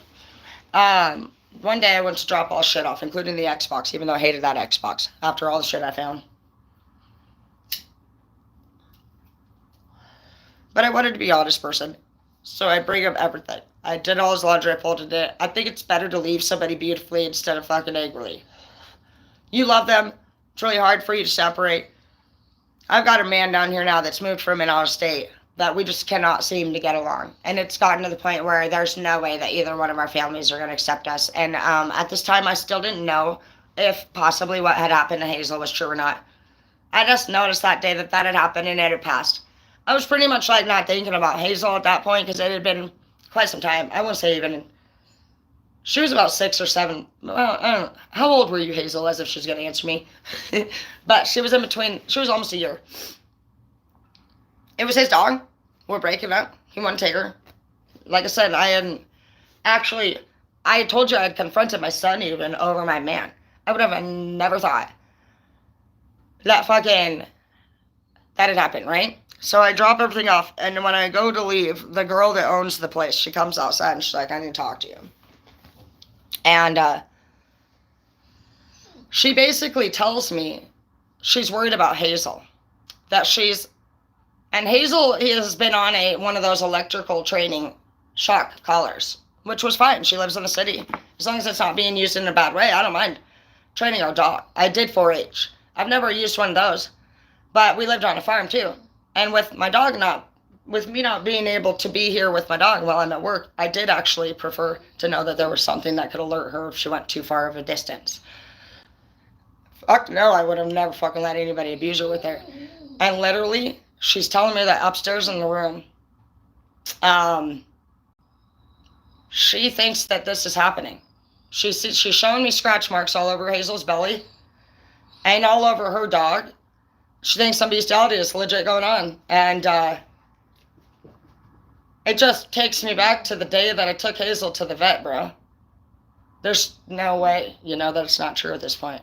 And so we're both flipping the fuck out, honestly, in the living room about it. I said, bro, what the fuck? She's like, please don't tell Edward, please don't tell Jim. I don't really care at this point about who I'm going to tell.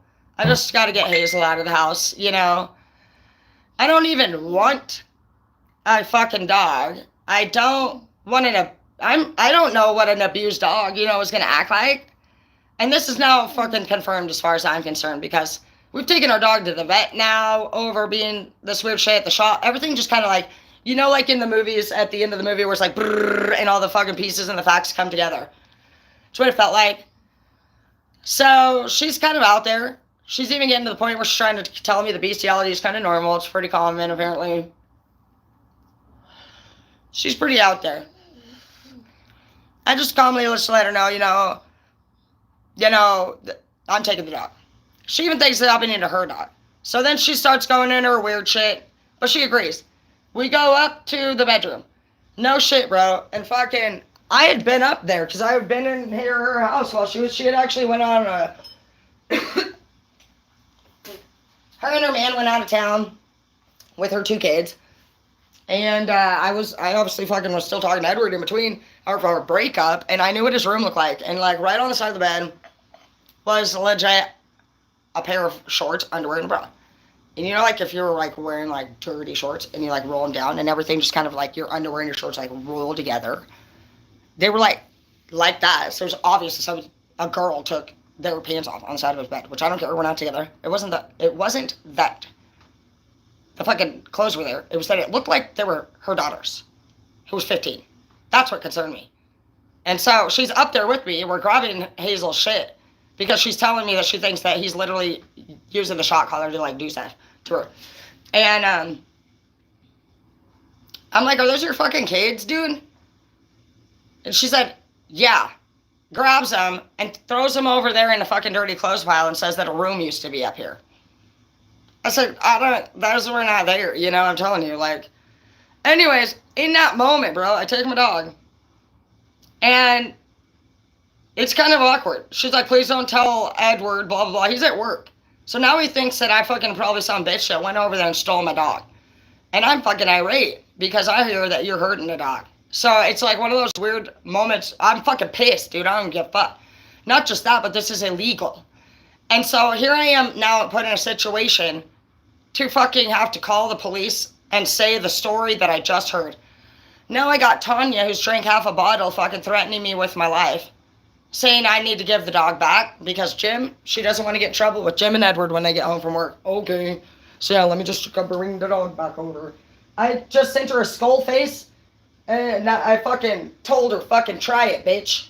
So now we're fighting. I'm fighting with a barbarian woman. She's near 400. I'm not kidding. This woman is fucking so fucking beastie. With respect, she beats the shit out of Jim and Edward. You know what I mean? So I'm taking a brave one. I don't give 2 fucks, dude. That's what I'm talking about when sometimes you enter these places to invoke people. You're invoking a fucking barbarian woman now, and I fucking have a Mexican fucking gang member, and I have Jim. Dude, this house, this is the only other house that I've ever called Hell's Portal, and the only other place that I call Hell's Portal is my childhood home. Sometimes so much evil and toxicity happen, and the way people talk to each other is so dark and hateful that when you are in there, you can feel that energy. That's what this place was like. So I got all 3 of these people literally threatening to now come for me and the dog. I tell them, try it, bitch, you know what I mean? So they give it their best shot. They got her. Fucking motherfuckers, dude. I shake you not, dude. Here I am, laying here in my room, dude. All the lights go off. Edward runs in here, that motherfucker, dude.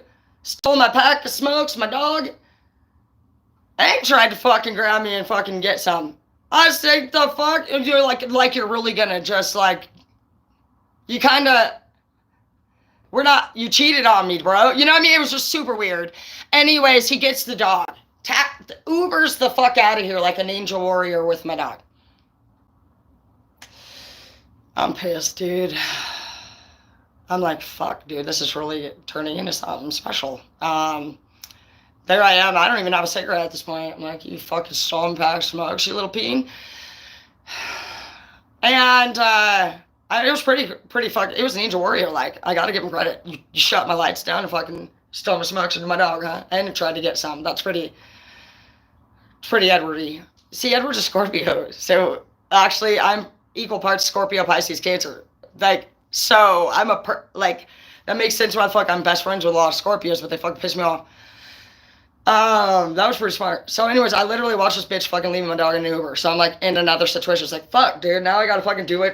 It's like you're going in this back and forth, and every time you've had to already do something, it's kind of been like a big thing. And that's what I'm talking about. Like, God sends you in sometimes to fucking handle shit. And another thing that confirmed it was Edward tells me this story. He's got PTSD over this dog that he says he got when he was a young child. He says his parents fucking take the dog from him, bro. And fucking straight, he claims he came home one day and the dog was gone. Whoa, wow, this is deja vu. I wonder why. He said he never saw the dog again. His parents said he could never have another dog. Well, it seems pretty similar to what's happening here now, honey. Anyways, so I call the police, obviously, because I'm like, no, you can't just let a dog. I don't care, even if I didn't want a dog. I don't care if the dog fucking in any way looked like, if it even was like a fucking poodle with weird hair. Like my grandma fucking Pearl's dog Scooter. I hated that. It was like, I was like, get away from me, poodle. You know those dogs, they're so fucking disgusting. Like, I never hate a dog, but poodle Scooter. No, dude, I would have taken Poodle. I don't care, even if Poodle, like, it don't matter. You can't leave the homie, right? My cat Russell got AIDS, you know? That was another time. They said, well, in the cat club. The cat club? The fuck is that? Well, the people from the cat club community, she told me, don't recommend you keep a cat around that has AIDS. So we just gonna kill the homie because he fucking got AIDS, huh? The fuck, dude, no. I paid 1,000 bones for Russell to come home and he lived till he died, bitch. The fuck, dude? So if you get an STD, we should put you down because the fucking cat club? The fuck, dude? Anyway, so watch out for those bitches. But legit, you just sometimes have to do what's right. So I call the police. I'm going to tell you guys right now what not to do. If somebody ever takes anything from your house, including a dog, and it's in a relationship, there are two ways that it can go. If you say it was my dog, they will go for it and they will help you. If you say it was your guys' dog, it's a civil matter. So never say you shared the item. You have to say it was yours. If it was yours, they do not care what the other person fucking says unless they have paperwork to prove otherwise. The person who reports it will be the one they pursue for. The only error you can make is say that you shared the item. So never do that. You will get your dog back there, but I didn't. I was honest. I was like, yeah, it was our dog, you know, but I think this happening. And they're like, man, yeah, rough.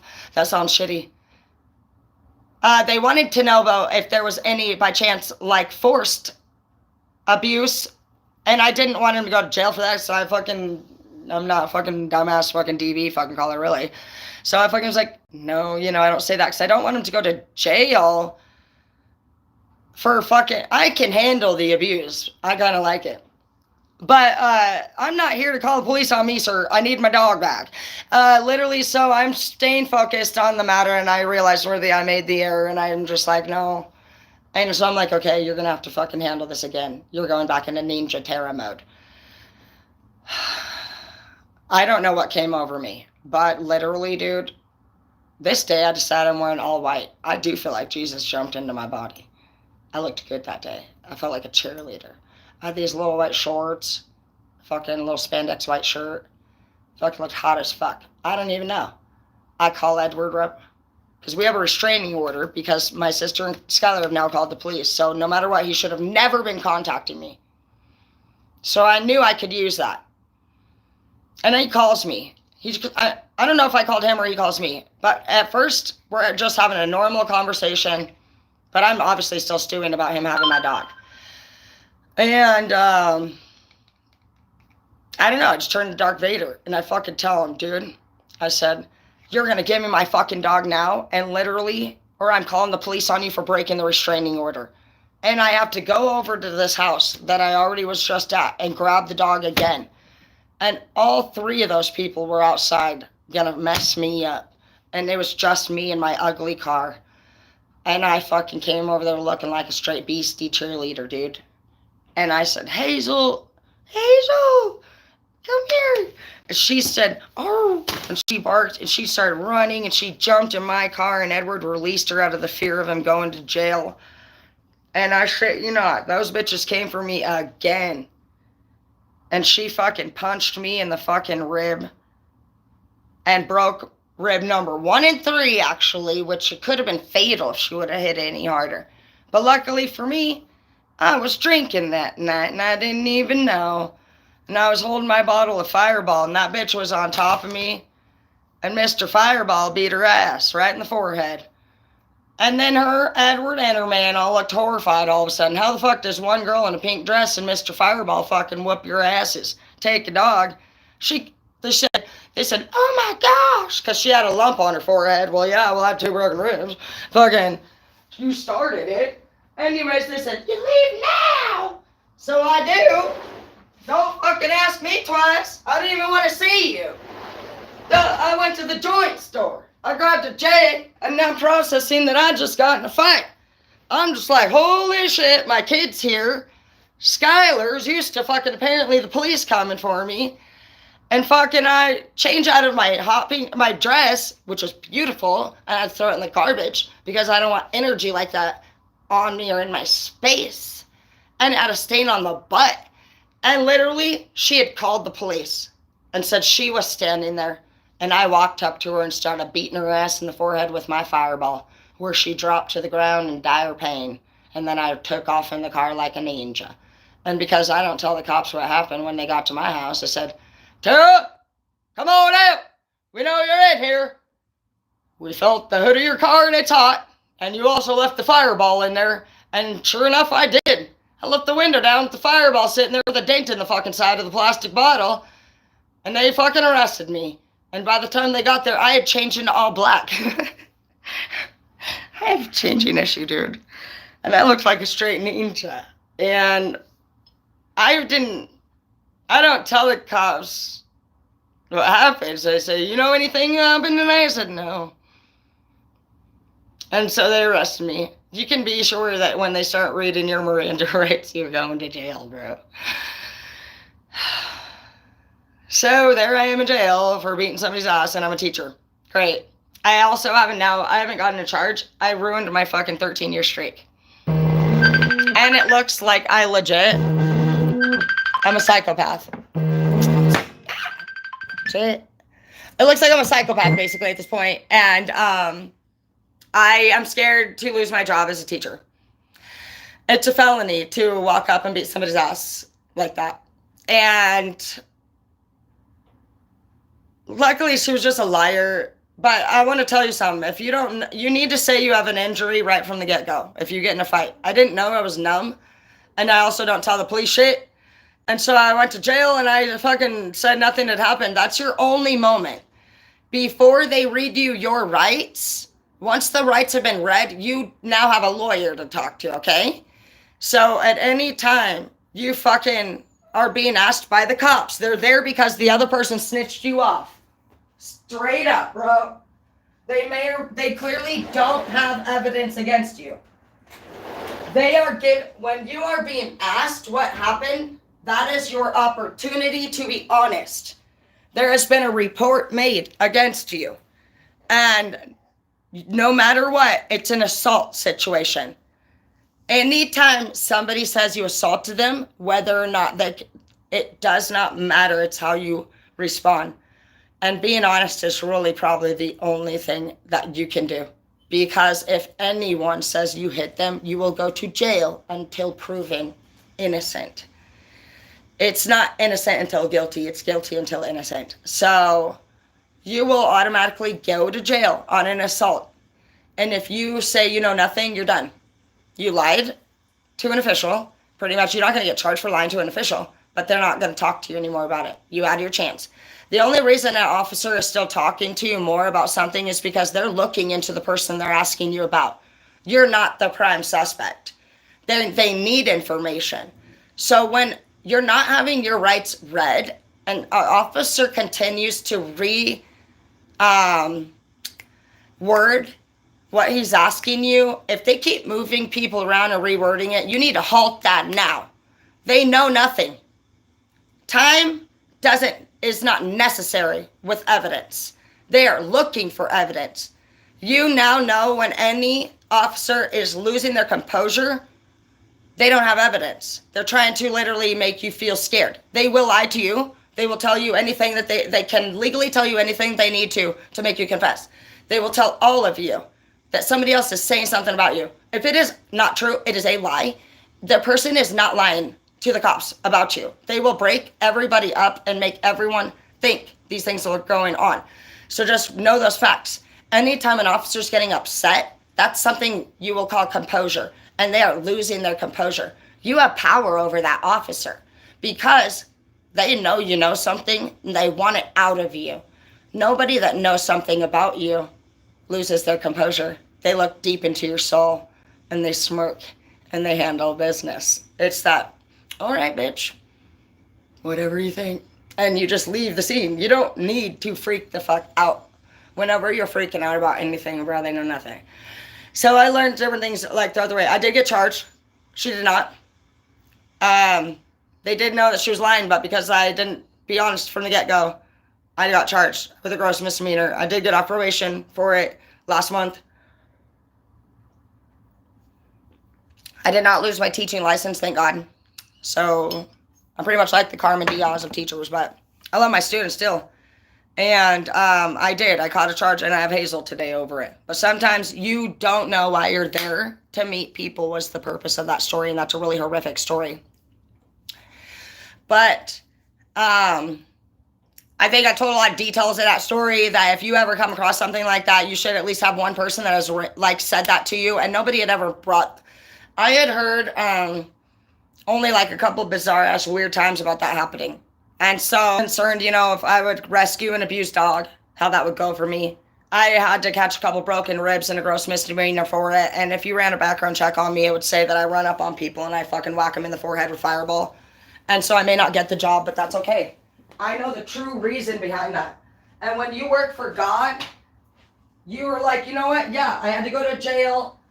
I fucking had to have her fucking come in here and shit on my floor. I had to rescue a dog. I had to fucking call the police on my man. And I had to admit to people that I dated somebody that could have, had bestiality. That's pretty embarrassing. But it wasn't me. And how I handled it. And I remember that day I was standing in the shop. And I felt really sick. I was disgusted with it. And I was like, dude, what the fuck? And I still loved him. I didn't know we were fighting because fucking he was with my dog, possibly. That's weird. What the fuck? What? Anyways, so I'm just processing it, you guys. And I'm like, this is very gross. This is very illegal. You need to call the police. Some things you have to turn in. And I've been in situations like this before where somebody abused somebody and I had to turn them in too. And I was crossing, I had to go against family. And I lost, that's why I pretty much don't get along with people. Because some people want to cover for abuse like that and I don't. That's the only thing I don't turn people in for DV. I don't turn people in for drugs. But I will turn you in for fucking abuse. And I've had to do, I think, 6 or 7 times. It was only for 2 people. I had to turn one person in multiple times. Did it work? No. Everybody said I was lying. The ones that told me the story said I was lying, and I'm not going to go into detail on that because I love everybody and I don't need to talk about that right now. But no, they all went against me, and they all said I was lying, and they're the ones that told me the fucking information. So it was very hard for me. And that's what's going to happen to you. Some of you guys have dealt with things like that, where you know the truth. And you might be the only one who said something. Well, that's beautiful. And yeah, you had to take a lonely path. Some of you guys had to drop your partners, your family. It's okay. You stood by your morals. You stood by your values. And it was just like when Zeke fucking cheated on me. We'd bought in this house the 5th day after we got together. Great. Or not after we got together, but he cheated the 5th day after we bought the house. We'd been together for 8 years. He came home with a hickey on his neck on day 5 after we bought this place. So we were sharing money. I would have had to have 3 times the amount of income that I made. And my boss just hung himself. And my way of dealing with Martin's death at that time was to go shopping. I bought a house. I spent $300,000. I bought a house and a bunch of shit to go with it. And I am on track with my bills today. I have no credit card debt or nothing. I've been working very hard, and my life has went up and down since this journey has started. Since everything, since I've been born. I've been born into a family that didn't accept me or like me. I've seen nothing but fucking abuse after abuse. I've had to report certain people. I've had to have people come against me. I fucking went through addiction. My dad's a cook. I've seen the dark world. I've been around the cartel. I have fucking still graduated. I still have my license. I still fucking went to college. I fucking have partied. I am a teacher. I fucking am a homeowner.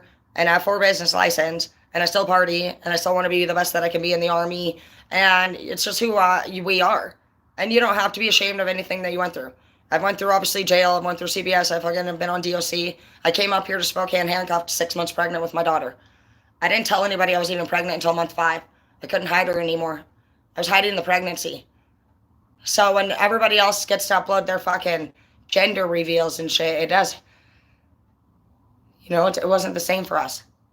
And that's okay. You're doing great things. And you know what? You're beautiful and you're amazing. And what you need to just look at the end of the day was like, yeah, you lost. But you gained. You gained from God, because there's not a lot of people out here that would do that. There's not a lot of people that would say, that is not okay to do. And you fucking won't allow it. Even if it means that you will turn in your boyfriend or you will take a charge. Even if it meant you could lose your license in your career. Because I could have that day. I almost lost my license. I did lose. I actually uploaded onto a fucking professional record now for my assault charge. And some places won't let me work there now. And I got a letter saying that. And we do. When you assault anybody, you can no longer care for people. I want to tell you something. When you call CPS on somebody too, if you guys go into a family war, anyone who's had a CPS investigation can no longer care for their niece, nephews, or grandchildren in the event of another CPS case being opened up. So if your daughter or your son gets a CPS case and you've had a CPS case, you will never be an option for adoption. You will never be able to caretake for your parents. You will never be able to watch over anyone who is unable to care for themselves, which will be your fucking parents, your grandparents, and your fucking nieces, nephews, children in the event of another abusive situation, which is a genetic fucking issue clearly in our family. So those kids will go to a fucking outside family, just so you know, or a different relative. It's not worth it. It's not worth it to fight. There will be a day when you change, when you don't want to be in a gang anymore. And you will never be an option for your fucking nieces, nephews, or grandchildren if you get into a CPS case or an assault situation, okay? A gun charge. There are certain charges, and you do want to look that up. Because the day that your fucking grandbaby is fucking born positive for drugs, because that's the shit that fucking we go through, and why the fuck we are losing our kids, and you're watching your own child do it or your grandkid do it, and you get it. You're seeing your own kids fucking go through the gangs. You're seeing people struggling. And you want to say, don't be like me, son. You know, I know. You know, that does nothing. That means nothing now. I told you, you have to heal the fucking wound while it's open. You cannot let an open wound scar over. Everyone knows you can't take away a scar. You gotta just do the work as you go. And not fear it. You know what's right and wrong. And to me, partying has not been wrong. Because I look at those now. I look and I think, bro, had I not been there that day, Hazel wouldn't be here. She would be at that fucking house, getting literally... Are you fucking kidding me? What the fuck? No. That's how I know I'm supposed to enter both realms. Had I fucking not fucking been high as fuck the day before I fucking found Martin on accident, I relapsed fucking the day before I found Martin. I was higher than shit. And I had been clean for fucking 8 years. I acted real calm that day. I shit you not. You want to know? I fucking can remember every detail. I don't know how I would have acted. But I was in a different zone, bro. I felt like a fucking, and it was crazy. I felt like fucking some kind of crime scene investigator. I don't really want to go there, but like fucking, I look at that day and fucking how chill I was and just the zone I was in. I think maybe I was fucking supposed to be like that because fucking I had to take over a school all of a sudden and fight up against people that ended up fucking not honoring his wishes at all. And who knows? You know what I did know about Martin's death, though, is that me staying high? Oh, fuck, dude. I went to a dark place. I realized my life would move at the pace I pushed it with Martin. I think his death lasted me about 4 years. The pain. And it was all because I was fucking using different things to cope. Oh, my gosh. I sat down here at one point in that corner right there. I didn't unpack my house for 6 months. That was crazy. My sister took a picture of me one time sitting on the laundry. I called it Mount Laundry. I've never been like that. I came home one day and punched all the screens out of the fucking window here. I blacked out. I'd never drank, and with the pain and the power of the pain and the drinking, I came home and Zeke was sleeping. I broke my ribs again that day. I have a rib breaking problem. I never miss a day of work though. And I walked home from the jail without a cigarette or phone. Because I ain't calling nobody to fucking ask him to fucking pick me up. Fucking, I pride. But, literally, no, you're gonna go through some shit. And I'll tell you what, I did everything right with Martin. I was clean. I followed all the rules of society. I didn't upload anything. Go back to fucking my shit fucking from 14 to 16. All you'll see is nothing but no cuss words. I had people fucking legit, they would tell me, I could never imagine you cursing. No, I channeled in. I had mentors during that time that told me never post anything about your negative life. Do you know Zeke and I were in a DV relationship with guns and I had bullets in my mouth and his foot over my fucking face? He asked me all the time if I fucking want to play Russian roulette and he would shoot the gun. I didn't tell anybody because the mentors in my life at that time told me fucking never fucking complain about anything because it makes you look bad. I had students walk up to me to tell me that fucking someday they wish they could have a love like mine and Zeke's. Every morning almost I fucking had to be up with them from being up all night drunk. But I fucking told, I don't know, I was a teacher, I'd graduated college and I'd gotten my first house. So I was comparing abuse. I had been born into abuse. And then I went into drugs. Then I got into DOC and CPS, lost the kids, closed the case, ended up being a baby daddy basically to some of them and paying child support. And then the other ones got to live in the home. So it was 2 and 2. But I fucking was still living a lie. I was clean and sober.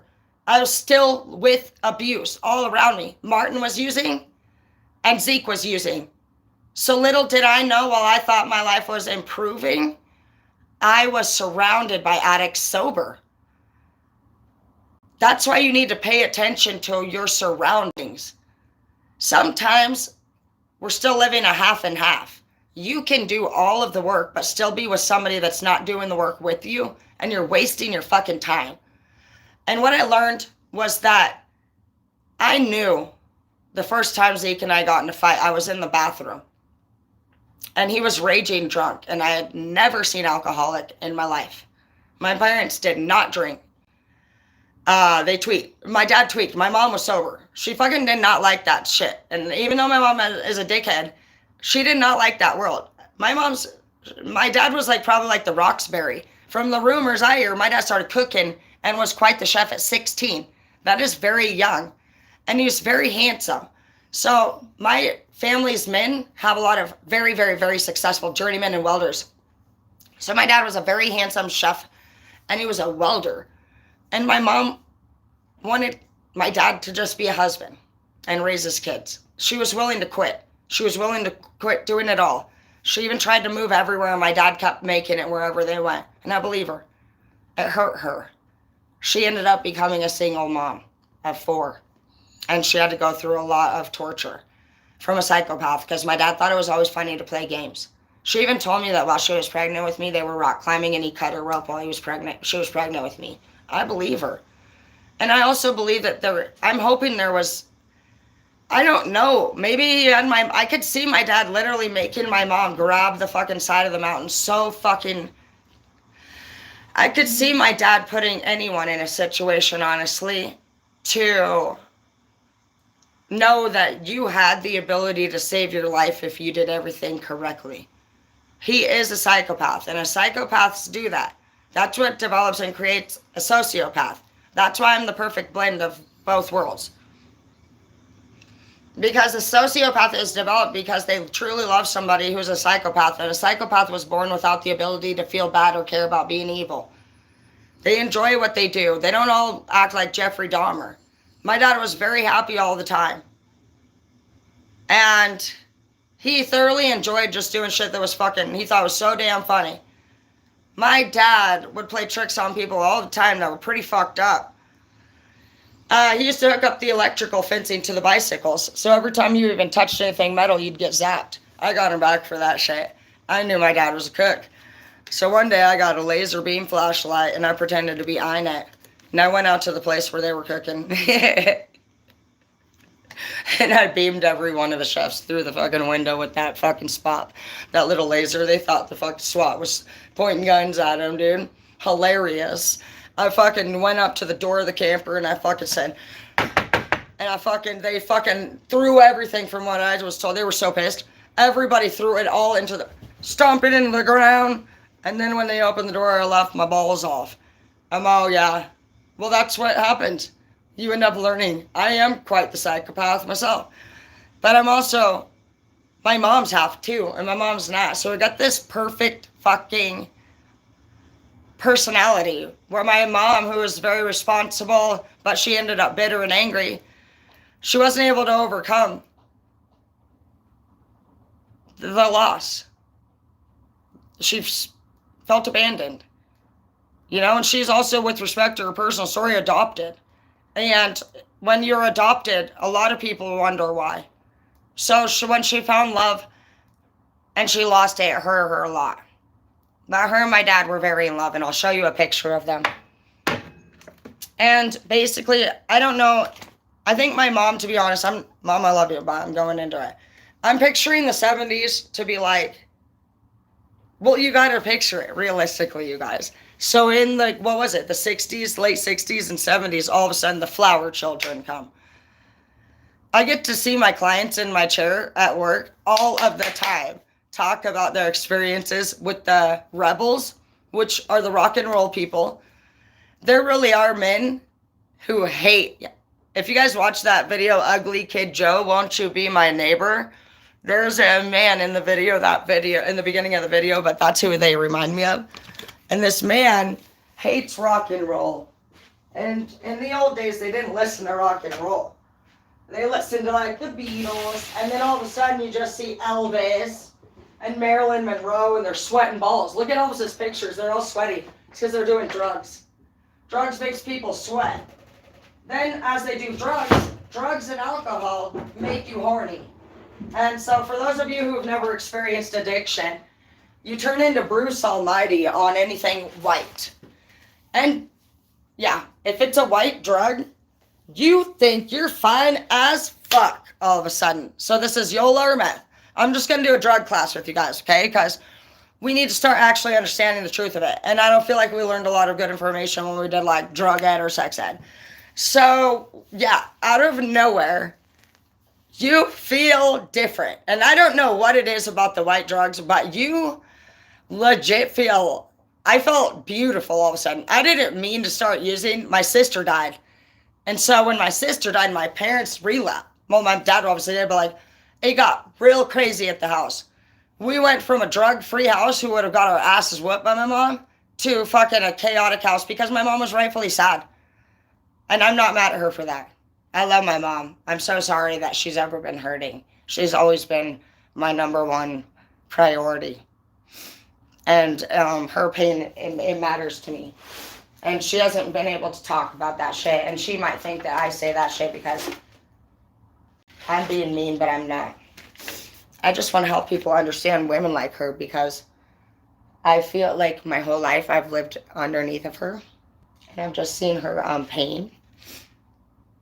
And this is who she used to be, which tells me she used to love my dad very much.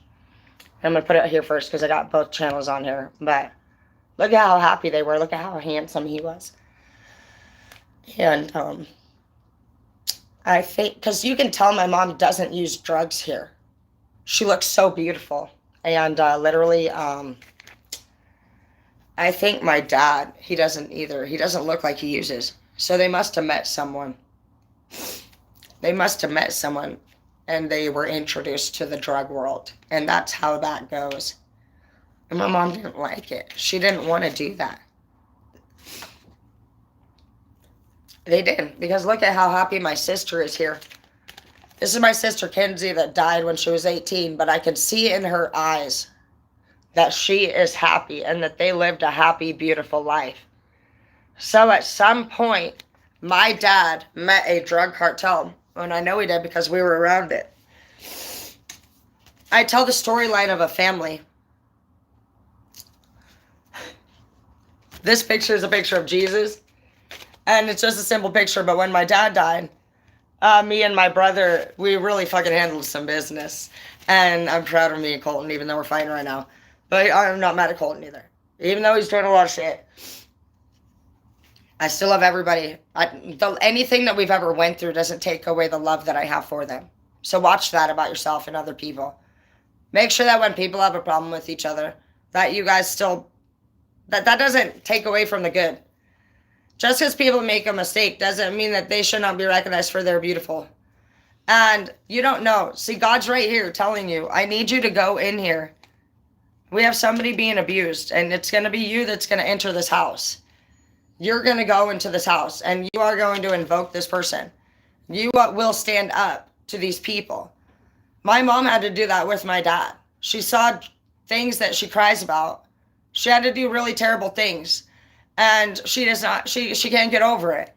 She's a beautiful person with a beautiful heart, and she's felt like she's been abandoned and unwanted. And that is something that she's going to have to work through herself. She's going to have to learn that fucking she was there to invoke spirits too. She was there to stand up to my dad that day. She was there to protect us. She had to leave a man behind too. And she may felt like she was abandoned and that fucking she had to raise kids. And some of you might feel like that too. But no.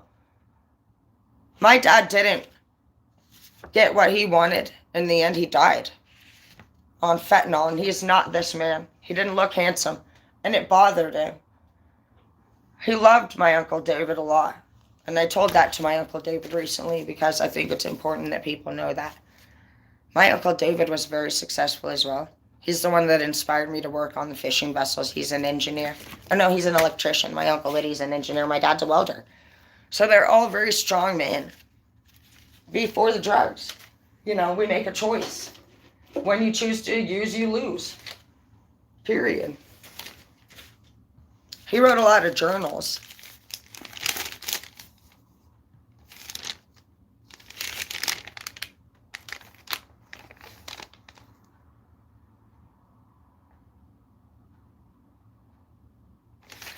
Everybody does.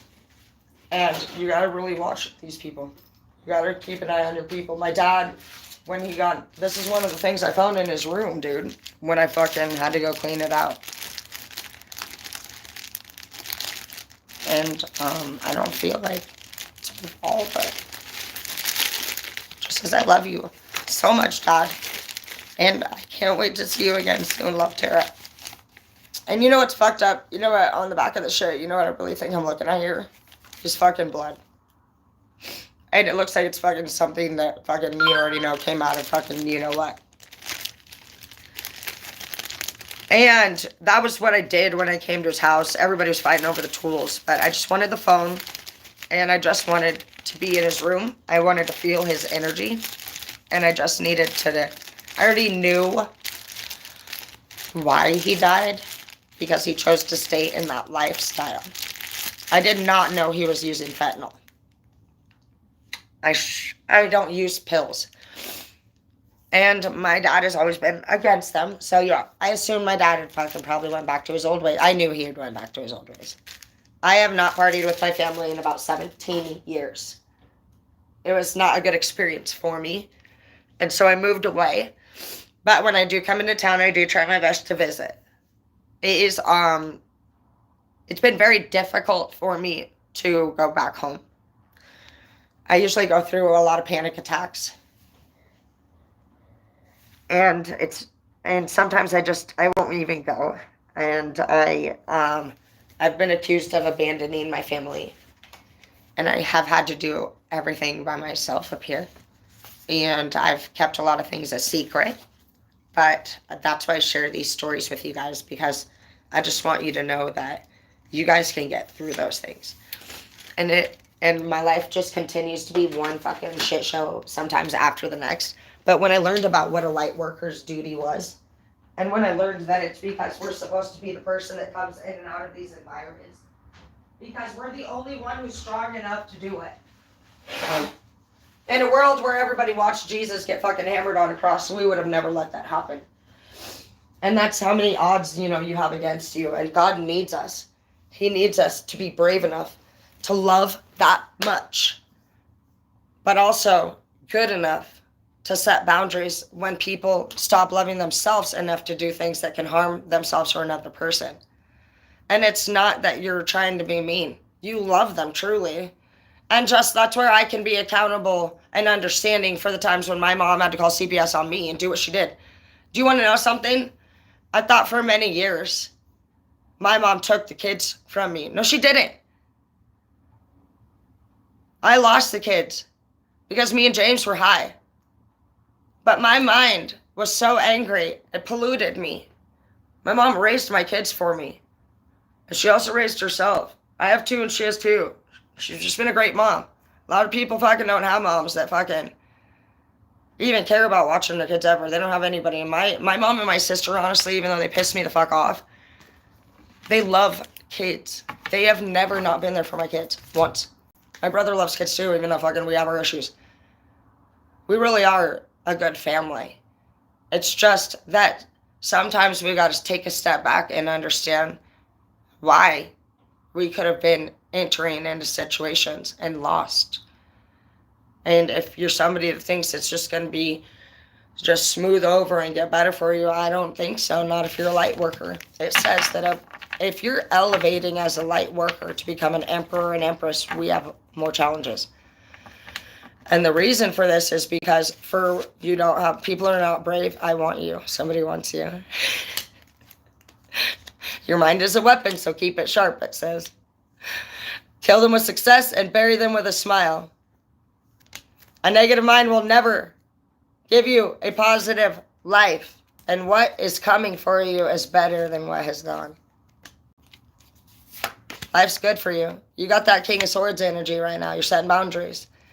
You're like, I'm learning with God. And like we were saying before these stories went out, but like, you're learning. You and God are working together right now. He's showing you. He's trying to show you, bro, there's some fucking whack shit going on out here, dude. I don't like it. This is not what the fuck I said to do. We have borders. We have hungry people. The water is polluted. All the marine life is fucking polluted with plastic. It's fucking fact. You guys are building so much that we got 4 states literally about to go into the ocean. They're gonna fucking fall into the ocean. We have 1 state that's building a dam right now to try to prevent it. 3 states are too far behind to do it. Global warming, global cooling, extinction. We have fucking overpollution, over fucking population. It's just like, it's crazy. LA is the #1 fucking most polluted city in the world. Do you guys know we have less than 19% natural water resources? And something else I want to show you. Go the fuck and unscrew any part. You came closer to me than anyone in the reverse, bitch. Because fucking who the fuck you're about to get close to, open your pipe zone and look at what the fuck's in it. If any of you guys can actually go out, if your little piece of your plastic can open and you can unscrew it, whether it's anywhere in the house, go underneath your bathroom sink or your kitchen sink and just see if by chance you can unscrew it. And if you can't, you might want to take a look at that before it gets worse, because when you have a leak, you don't want to be in a situation where your pipes are fucking rusted together. But every one of you, if you can unscrew it, bro, dude, look and see what the fuck is in your fucking pipes. It is the most fucking nasty shit I've ever seen in my life. I did a video on it. I uploaded it. It looks like green slime puke. If you were to look in any other fucking sewer, like pipe, like with moss and green from the forest or something like that, it's not even beautiful like moss and green. It's fucking gross. It's greenish brown and it looks like a fucking loogie all the way down your pipe, and it will puke out into a fucking bowl of any sort. Bro, that's what the fuck you're drinking out of a natural faucet. I had no idea. I'm disgusted. I want to share that with you. I think it is absolutely necessary for us to be drinking purified water. Please go take a look at that for yourself. I know that baking soda and vinegar will help to clean, but you guys need to get some Drano. And if you are a new home owner, you're going to want to look into see what you can keep your pipes fucking clean from the get-go with. If we're old homeowners, we need to fucking see what we can do immediately to clean that out, because whether that's coming out on your body, it is literally fucking the most disgusting shit I've ever seen in my life. It literally makes me really disgusted with the fact that we've been drinking it. But you guys are on the right track. Ace, bitch. Ace of Swords. Yeah, you guys are fucking learning, dude. You're learning why you had to halt things from leading itself to victory. You're learning why you've had to turn down new opportunities. Some of you are about to receive pleasure. And if this is coming up as universal, some of you are about to realize what pleasure really is to you. And I think it's going to be a lot different than what you thought it was. And that's beautiful. Because pleasure would normally be, you're entering into a kingdom of pure people. And that's what it's going to be for you. It was never about sex. It was never about intimacy. You're one of the few people that actually are going to be blessed truly with gifts and opportunities, because you're going to do what you were supposed to do and what we were all supposed to do with them the whole time, and you're going to help people. Judgment's coming for your enemies. Somebody wants to tell you how they feel. They can. It's whoever the fuck you went through a big breakup with. The fucking shit was real toxic. Could have been this person is still glaring and hating on you, but they love you. They've always been watching you and staring. So for that person in your life, whether it was your father or your mother that fucking never said I love you, they love you. They're proud of you. That's what I feel like right here. They're proud of you. And they still got that face. But like, 6 of Swords in the upright means that fucking that relationship for you is moving to calmer waters. And it's because you're helping them to understand. They thought they were a bad person just like you've thought you were a bad person, which has prevented all of us from telling our story. And it's required to be healed. Yep. 10 of Swords in the reverse. You are not dead. And every fucking one of these swords, no matter who the fuck stuck them in your back, like, you've remained resilient. You have never given up, dude. Nobody's going to take you down, dude. You work for God. You are a light worker. Look that up. And I was just going to say, so when you're feeling weak, you're going through tower moments, and you're going through something called the dark night of the soul. And once you get through your first dark night of the soul, which you can look up the meaning of because it's a whole class and this will speed up your understanding. But a tower moment and a dark night of the soul is basically a universal fucking setback. A tower moment is something that comes into your life that's a forced blockage. It can be a legal situation. It can be a car accident. It can be a charge. It can be a fucking, it can be a repair in your house. But basically, it's caused because you're not being responsible. And you're not taking matters into your own hands and doing what you need to do. So you're sitting there and knowing that you need to do something about something, and you're continuing to just procrastinate and stall. And basically, because you're an important worker for God, now God's going to step in. Or it could be because you're actually putting other people in danger.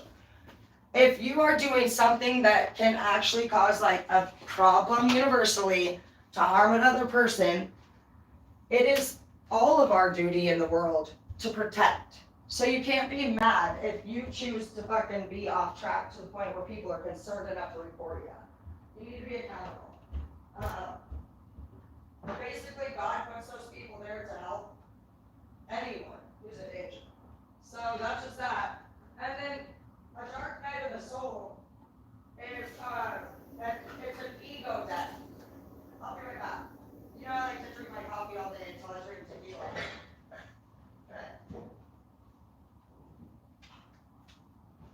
And then I'm going to take a shower. You want to come over? Just no, your moms and your dads are great, okay? So don't be mad at them. They're bomb-ass motherfuckers, dude. Be fucking grateful that you got a fucking parent that has fucking street smarts. Channel in. Help them heal.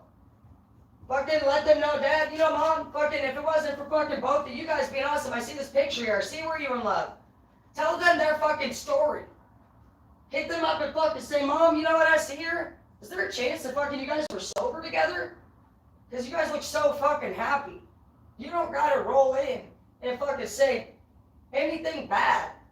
It's not your information, it's your delivery. Remind people about a beautiful place. People in their masculine energy block out good memories because they actually love and miss the person. Anger is a secondary emotion. It's not real. It's a secondary emotion. So it means that there's underlying emotions that you're ignoring. And it's because you have pride. And it hurt you.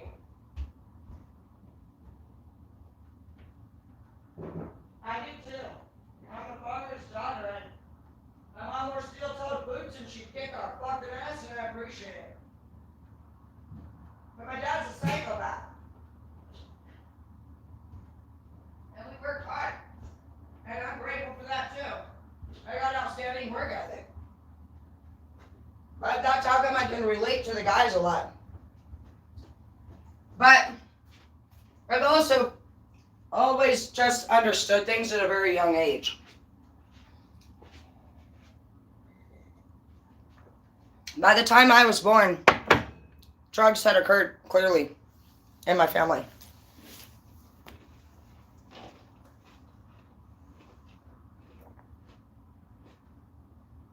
They weren't the same anymore. And the first memory that I have, like I say, I was at the end of the bunk bed. But there's a lot of fighting happening here. And you can see it in my eyes. I'm not even smiling. And all of my pictures are like this. I don't have any picture of me smiling. I actually only have really fucking like doubtful eyes. And my first memory, I do remember sitting at the end of the bunk bed and listening to my mom and dad fight in the living room. I was this age right here. I loved my dad a lot. We used to go skiing, and my mom didn't go. She said she used to go, but I think my mom was just such a smart and serious woman that she wasn't able to. Hazel, can you get out of here? Just because I don't really have a lot of room. Move. But you can see even here in this picture, like I'm like, what, 2.5? And I remember being this age. And I don't have any happiness in my eyes. But look at my sister in these pictures, which shows me there was no drugs. Look at the difference between my sister's eyes. This is where you need to go through people's fucking family photos. That's where you can tell a story. People that are wounded and hurt they don't want to talk about things, and they maybe don't know how. But she's this age. She's already 5. So I was born on her 4th birthday. And she's still happy at 5. So when I'm 1, there's not drugs here. But fucking you see me at fucking 2, and fucking I'm already, look at my eyes. I've seen something. Something bad's happened. You see Kenzie's eyes. Something, or maybe I'm just born. I don't even know. Look at how happy Kenzie is versus me. What the fuck is going on there? Look at her eyes. Look at how happy she is. Why the fuck do I look like that? I either fucking just straight and born, literally, and know the truth. Like, if you've ever just felt, and I remember being this fucking age. My family does actually look fucking decent. Like, fucking, I feel like I just, like, have known, like, for my whole life. And I'm not mad at them. They're my family, and I love them so much. I told them we'd make an awesome reality TV show. They're not for it. That's funny. I think it would make a great one. Because my mom, she's always like, fucking motherfuckers. You know, and then you got Colton out here who's fucking just, me and my brother, we're the troublemakers. Tasha literally is fucking, she's all fucking stiff and fucking acts like she's like my Aunt Nellie, who I had to block today for fucking trying to follow my channel. Aunt Nellie has never respected me.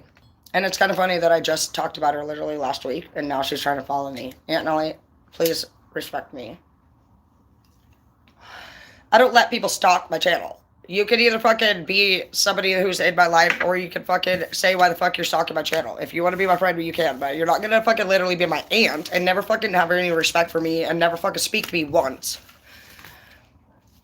What the fuck? You're my aunt, bro. You're supposed to be my elder. I've never been fucking... I looked at her picture. I see that she followed me, and thank God I actually even seen that one, because I don't want somebody that fucking doesn't speak to me that's my aunt to follow me. My Aunt Barb's badass. I love my Auntie Barb. She's real as fuck, dude. She'd be like, I'm coming up, fucking, we're gonna have Bloody Marys, fucking, you're gonna do my hair. I say, yeah, that sounds great. And she does. She's fucking fun.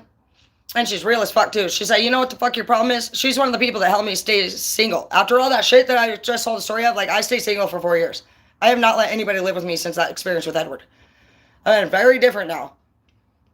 It was a big-ass wake-up call for me. And me and Edward still talk. Sometimes he tries to come over. The last time he tried to come over, he did the same fucking thing. He didn't turn the lights off, but he tries to throw you down and do it. I punched him in the fucking face. And he stood up. I'm sorry, but it's true. You don't fucking touch me, bitch. He came through my fucking door looking like a straight-up fucking praying mantis. And I don't like praying mantises. It looks weird. That is not normal.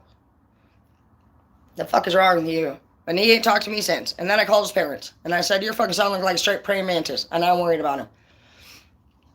Of course, Edward's parents never listen to me. And they fucking always call him and say, Edward, do not dare to say the fucking you look like praying mantis. You know, and he's like, oh, fuck that bitch. She's crazy. She's fucking just wants my balls, you know? Okay. Literally, no, I care about you. You're my friend. And then if I text him, he'll say, because I'm worried about him. He doesn't look good. He'll say, after that shit, he's like, don't fucking text me. He said, after that shit you pulled with my parents, after that shit I pulled with your parents, I'll do it again too. You look like that. Fucking bitch. I'm not living with myself when my homies come over and look like they're about to die. And it is a fatal drug. My dad's dead from it, so don't fucking come over to my fucking house disrespecting fucking my dad or me. That's what I fucking think. I have never told on anybody for literally other thing than abuse, but you come over here on fentanyl, I'm telling your mom. I'm telling your dad. I'm telling. Because that is a fatal drug. People want to fuck around with fatal shit. No, I'm your real friend. That is not fucking not being a friend to you. I am not going to live with myself and know that I kept your fucking fatal ass secret. So why don't you fucking not fucking tell me about it or fucking be prepared to fucking be tattled on. I will tell your parent about that. Because they would want to know. I would want to know if my daughter was on that shit. I would want to know. And I love my child. And I fucking would never fucking want to know that everybody around me knew that they were fucking into something that could kill them. And didn't think that I deserved to know something like that. So people can cry all they want. Yeah, it says, it's not a good day to have a good day. This one said it's a good day to have a good day, but it's in the reverse. And that's funny that we would even say that. You came closer to this person than anyone. And just know that, yeah, sometimes you have to stand up against people and you have to fucking say, hey, bro, yeah, I told your fucking parent. And I punched you in the nose. Because you don't look right. And I'm not fucking exchanging energy with that. That don't mean that I don't fucking love you. That doesn't mean that I fucking don't wish that we could have been more. It doesn't mean that I didn't cry every fucking day, that I didn't fucking miss you. It doesn't mean that I wasn't disturbed in my own mind and think to myself, like, what's wrong with me? Why did I choose somebody like that? Nothing's wrong with you. You're a light worker. And you're going to fucking meet more of those bad boys. Exactly. Strength. You have strength that people don't. You are about to receive pleasure. I really do. Somebody's going to fucking straight fucking ring your ass or something. Huh? Yeah. Yeah, and you deserve it. Yeah, it's been a long time coming for you. Some of you, are coming up here is just, you're ready to start a new chapter. Maybe your person is not, okay, for those of you who are in relationships where your person is boring the shit out of you, you can use one of my ideas. I've been playing 50 Shades of Grey. So every time I meet with somebody and fuck, I prefer, I would really like it to go like this. I like an outfit for dinner. You can choose, you're buying it, bitch. Why the fuck wouldn't you? Other people can. And then literally it's because you get to envision me in that outfit and I'm going to wear it for you and I'm going to do freaky things to you. Yeah, you're going to fucking pay for it, bitch. You're stupid. I want food and I want a freaky outfit, okay? It's funner this way anyway. You don't get bored. And to be honest, who the fuck wants to walk home every day through the fucking door after work and start listening to somebody fucking talk? At first you feel like, oh my gosh, like I'm alone. It's the best thing ever. Look, I get to hang out with you guys every fucking day. This card's funny. It's like, I want to feel that way again. You're like, yeah, let's go ahead and schedule for Wednesday and make sure that you bring these things. You're going to tell them you would like, because you need to up your standards. If you keep accepting minimal dates, you're going to get minimal bitches, okay? When you give a little, you get a little. You have to give. It's just like when you invest back into your business if you own one. You're not going to just not do repairs. You're not going to just fucking not give back to your clients. You need to say thank you. So you have to take risks. You guys are losing right now probably because you're on the same level. So if you've just started being single, you will not manifest a new person into your life unless you gain. You should be spending at least 1 year single, no matter what. And during that first year, you're going to want to hang out with new people and do new things. Time doesn't change you. Experiences change you. You also have to make sacrifices, which are cut things out of your life. And that's anybody who's immature or toxic. You don't have to say you're no longer my friend or I'm not yours, but you need to start categorizing people is what I call it. So you guys can get a calendar. I'm going to use one of the big ones, one of those desk ones, because I had one from work, and I am going to actually start using these squares. And I have saved the last one to be blank, which is December. So I think that's good because we could start working on these plans literally like now. And we're going to start putting personality types in all of these squares. And we're going to start, instead of thinking as you have to leave people behind because you have a good heart. You're somebody who keeps trying and trying and trying. And you've wasted a lot of your youth. And youth is valuable. And innocence and it's all valuable is what I've learned. And some people, like my beautiful mom, which is what a sociopath is with respect, and a victim narcissist with respect. I'm giving those two a shout out because these are the type of women. I'm not going to include men on it because I want to actually do a whole psychological, I need to study the psychology of the man who acts like a drama queen because I think there's more to it. But the woman who is angry and bitter and hateful, beautiful and talented, and remains just fucking a bummer, but has so much beauty. The one that you fall in love with, that fucking basically they lure you in with their fucking, the personality that has potential, but when you settle down, they become the personality that does nothing and is a fucking, really a Debbie Downer. They are very pessimistic, they're very controlling, they drive every one of your joy. Their card that I make for these women with respect is you enjoy, I destroy. So they're just a powerhouse of fucking bitterness, and they have dreams and goals that other people have. And so we're going to try to cure those women is one of the things. We're not here to fucking cure anybody, but basically we're bringing recognition to it. We're allowing those women to take this time to fucking see our information. You're seeing the information. You're giving yourself the opportunity to say, okay, do I have one of those women in my life? That's something that you can, and it's meant, now we're going to go into narcissistic parenting. Do you have a parent who is very controlling to this day? Do they appear to really just drive you and your partner apart? Are they inconsistent with their integrity? Do they break crime and then expect you to be perfect? You know, things like that. Do they decide that because you're gay and they're fucking very hateful and judgmental that's two different crimes? But, you know, are they the type to say, well, that's different? They're not understanding, they're not loving, they're not caring, they're not welcoming. It's not equal reciprocation. You know, you're looking at that. And now we're just going to start, instead of being angry about it, we're going to take that step back and you're going to separate yourself. Energy is very fucking contagious. And if you're in an environment where people have a negative mind, it will pollute you like the COVID. Everyone is sick now. And you don't have to fucking like anyone to become sick. Be like anyone to become sick. It only takes 2 months for the 3 to 5 people that you surround yourself with to pollute you, and everything that they're doing around you, you become like, and it becomes a habit. Even if you're looking at somebody who's abused you through a sense of hate, they're coming at you through a sense of hate. Energy connects through level. and vibration. So when somebody around you feels like they're not doing well and they're on a very low and hateful vibration, they're treating you like shit, which makes you feel like shit. It's not the crime, it's the levels. So people can say, yeah, well, you use drugs and you're a fucking addict, but they're over there gambling sober. And they fucking spend all their family's money and lie too. So people are judging everybody based off of like a fucking subject, not a level. And energy waves are connected by level. You attract the level that you're on. And you attract from your thoughts and your feelings. Manifestation comes from feelings and thoughts. That's why sometimes people think life just sucks. Well, you're not taking any time to get to know yourself and to get to know God. God is real. Your higher power, your spirit, it's a beautiful thing. When you feel good inside, it feels like a glowing burst of sunshine and there's joy there. And I'm glad I found Martin too. You know, Martin was my buddy, dude. I was his manager and like he told me a lot of shit. October was a hard month for him. He had an older daughter that some of you guys may or may not know that he had. She committed suicide. And October was always a real hard month for him. And he was just my buddy. And,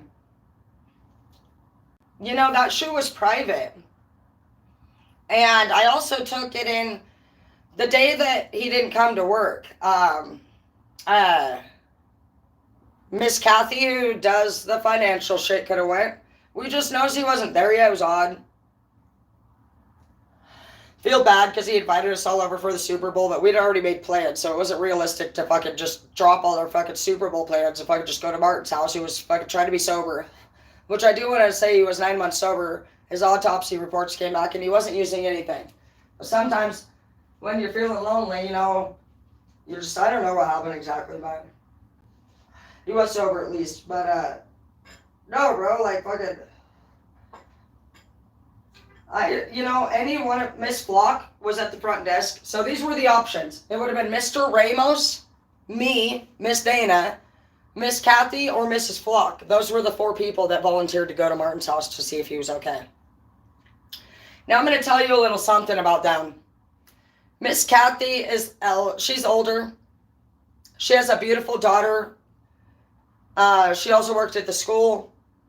And her daughter ended up having a baby, and she looks... I haven't actually looked her up in a long time, but shout out to her, dude, and her family. And I think about that. I go through that day, and I could say, oh, it fucked me up bad, guys. It fucked me up. It was a good 6 fucking year. Dude, I'm still fucked up about it. I will tell you what, I've seen 4 dead bodies, but Martin's fucking me up, bro. Fucked me up, dude. It was so bad. Ugh. But, like, I still think, would you have wanted any... Okay, so what I felt that day... Somebody else would have had to have that feeling. Fuck that shit, bro. I'm a strong-ass motherfucker, dude, and I've been through the dark world since birth. I couldn't imagine what somebody who's never been... thank God I was fucking strangled fucking by my boyfriends and fucking seen guns and had guns pulled on me.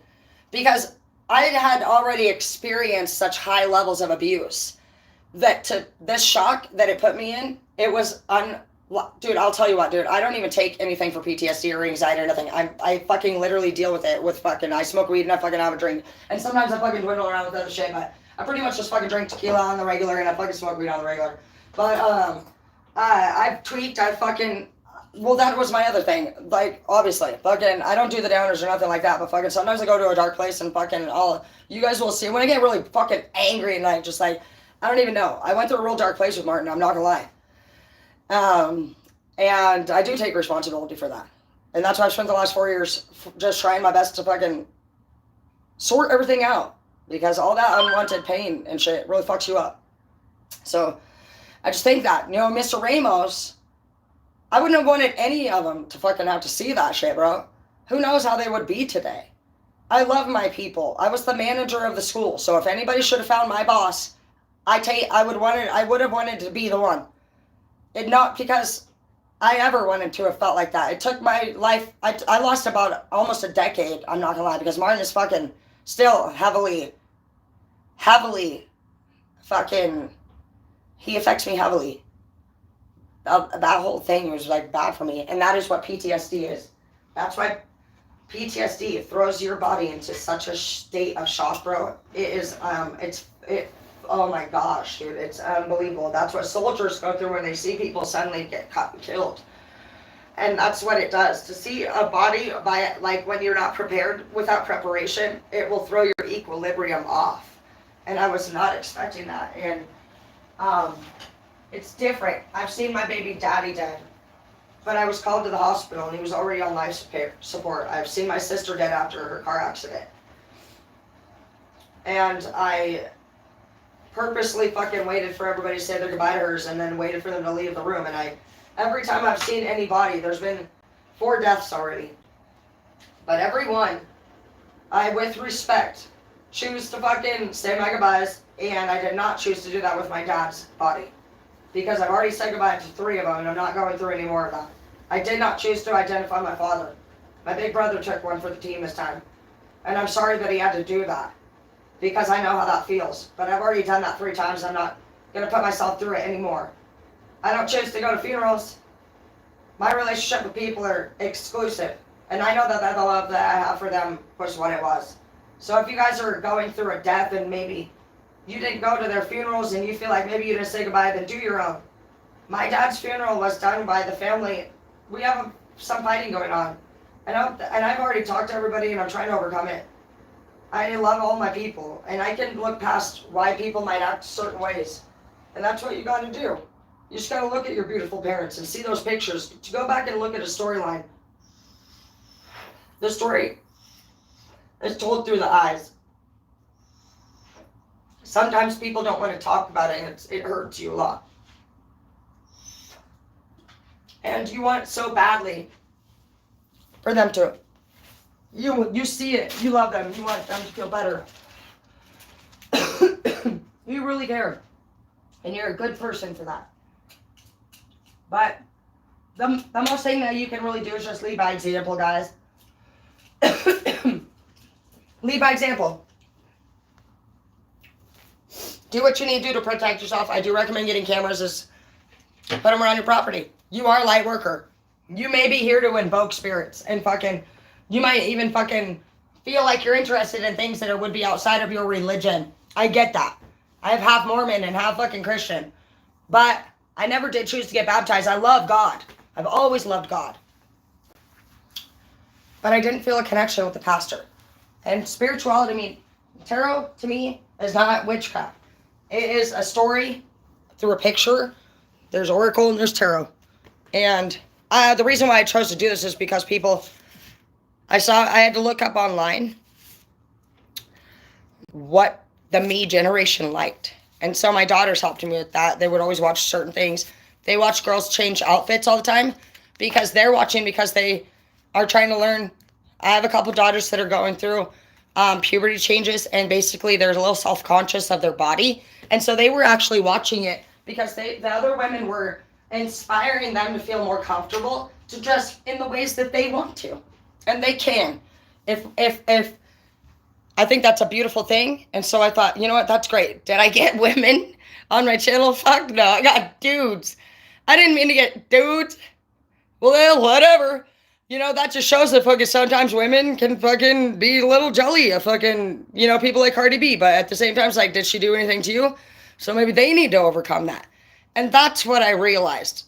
It's like, do I like women? Yeah, I love them all. I'm a beauty school teacher. I teach women every day. I love my students very much. So if a woman doesn't like me or want to watch my channel because she thinks that I'm a slut, that's kind of her insecurity at the end of the day. And so as I was working through my own goals and dreams, and I was trying to figure out how can I make a connection through social media, and it was because I'm trying to make money.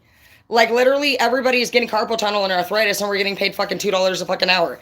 And we have more bills than we have money. So it doesn't make sense. We can't help our families. We can't fucking bail anybody out. We can't fucking do anything. When we have a water heater breakdown, we fucking lose our fucking rent to pay for it, or we don't fucking pay for the water heater. It's like, that's crazy. We shouldn't be having to fucking limit ourselves on vacations. This is just ridiculous. And so I was listening to all the people in my chair, and they were just basically like talking about like everybody's fucking sitting on their ass and fucking making millions of dollars from playing video games and being watched by it. Basically, entertainment is where it's at. So if you look it up on YouTube alone, you get 1,000 subscribers, you start getting paid. on Facebook, they just sent me a fucking email saying that fucking based off my views, I was able to qualify for up to $30,000 in tips for the month from September 8th to October 8th. So I'm learning how this goes. They sent me a paycheck already. So I'm already W-2'd in with both YouTube and Facebook. I have lots of offers to do other things. I have not chosen to do anything as far as like naked wise because I don't need somebody to pimp me out, bitch. You're stupid. When I said I was looking for an agent originally, I was looking for a 50 Shades of Grey, like, fucking movie-making partner. And, like, I had my own vision. I was looking to, like, be the next Hugh Hefner, and I want to create my own models and bunnies. And I wanted to do something in specific where I have called these girls shadow dancers for a while. These ideas originated from at least probably 2017. And the thing about my girls is that fucking nobody actually sees my women. I'm gonna do something different. I have a very unique idea, and it's been I created this fucking back with Edward. I even asked Edward if he would be interested in doing it with me because I only want a one-man partner. Why would I need to fucking be pimped out, you fucking disgusting bitch? Like, you're a fucking idiot. They'll be like, can I pay you $300 to do it with a black guy and make a movie? And you're like, yeah. No, I can make $200 at Great Clips in tips a fucking day doing haircuts with my clothes on. You're disgusting. So, yeah, you're just like, you need to make, money will never be the fucking guide. Yes, we need money, but you're here and you will probably be face to face with some fucked ass bitches. Oh, well, you're a warrior. Are you a warrior or are you a worrier? There's nothing that you can do about it. And 70% of the shit that we worry about actually never happens. You're wasting your time. I gotta go. My daughter is getting off of volleyball and I'm gonna take her to dinner and you're gonna end up loving life. I love it so much better without my man here. And I tried to date again. And I have actually, there are times when I enjoy cuddling. I know what I want. So don't think that when you're like, not happy with what the fuck is around you, that makes you fucking picky. No, they're not what you want, bro. And we are getting older every day. I've never been married yet. I couldn't even imagine fucking spending my whole life with the same person. That'd be crazy to me, but I'm proud of everybody that does. I'm not looking for that. I did all that. My kids are grown. They're going to be moving out and going to college. And I really just want to spend the next couple years just fucking enjoying shit with them and fucking actually being at this place in my life. Finally, for once, understanding why the fuck I went through shit. That makes shit a lot fucking better for all of us. Instead of being like, oh, I had a fucked up life and people are in a fucked up place and everybody got a real fucked up face and you're fucking Limp Bizkitting it over here. Oh, I am not the one. You're like God smacking it, snitching it. You know what I mean? Just, oh, well. You know what? Eventually, you guys are going to get to this place where no shit. You're going to see all the love songs that I sing and all of the rock song, all the crazy shit I do. I just do it for fun now. When the fuck do you ever listen to... It's a very rare place when you can listen to any fucking music and you're not actually in love with somebody. All the songs that I ever sing are just for fun. I have never felt like this. Now that I understand literally, like, what a light worker's duties are, what the Dark Night of the Soul is, which is an ego death. You guys need to look those up. Dark Night of the Soul, Tower Moment, Light Worker. It's going to help you understand your journey and what you came here to do. A lot of people think, oh, you need to be this or that. And you just really, honestly, I mean, you were listening to it, you were obedient, but you just still felt like yourself like was drifting away. That's God calling you. And it does say that when God calls you, it's going to be a really random idea that you're going to have to announce. And people are going to be like, what the fuck? And you're going to be like, yeah. And it says that literally in the Bible. Why does everybody read the Bible and say the dude can walk out in the forest and fucking do it and now we can't? And also, a lot of fucking owners and CEOs were told by their family they were cuckoo when they started their businesses. Ask them their story. Literally. And they fucking did it anyway. They went against the grain, bitch. And fucking, it was always a success. So go with the flow, feel out your intuition, and just know that you are specially made. You are different. So don't ever doubt that and just know that you're fucking amazing. I'm going to call my daughter and just see what's good. And I love you. You're fucking super sexy and you know it. Turn that music on. I'm sexy and you know it.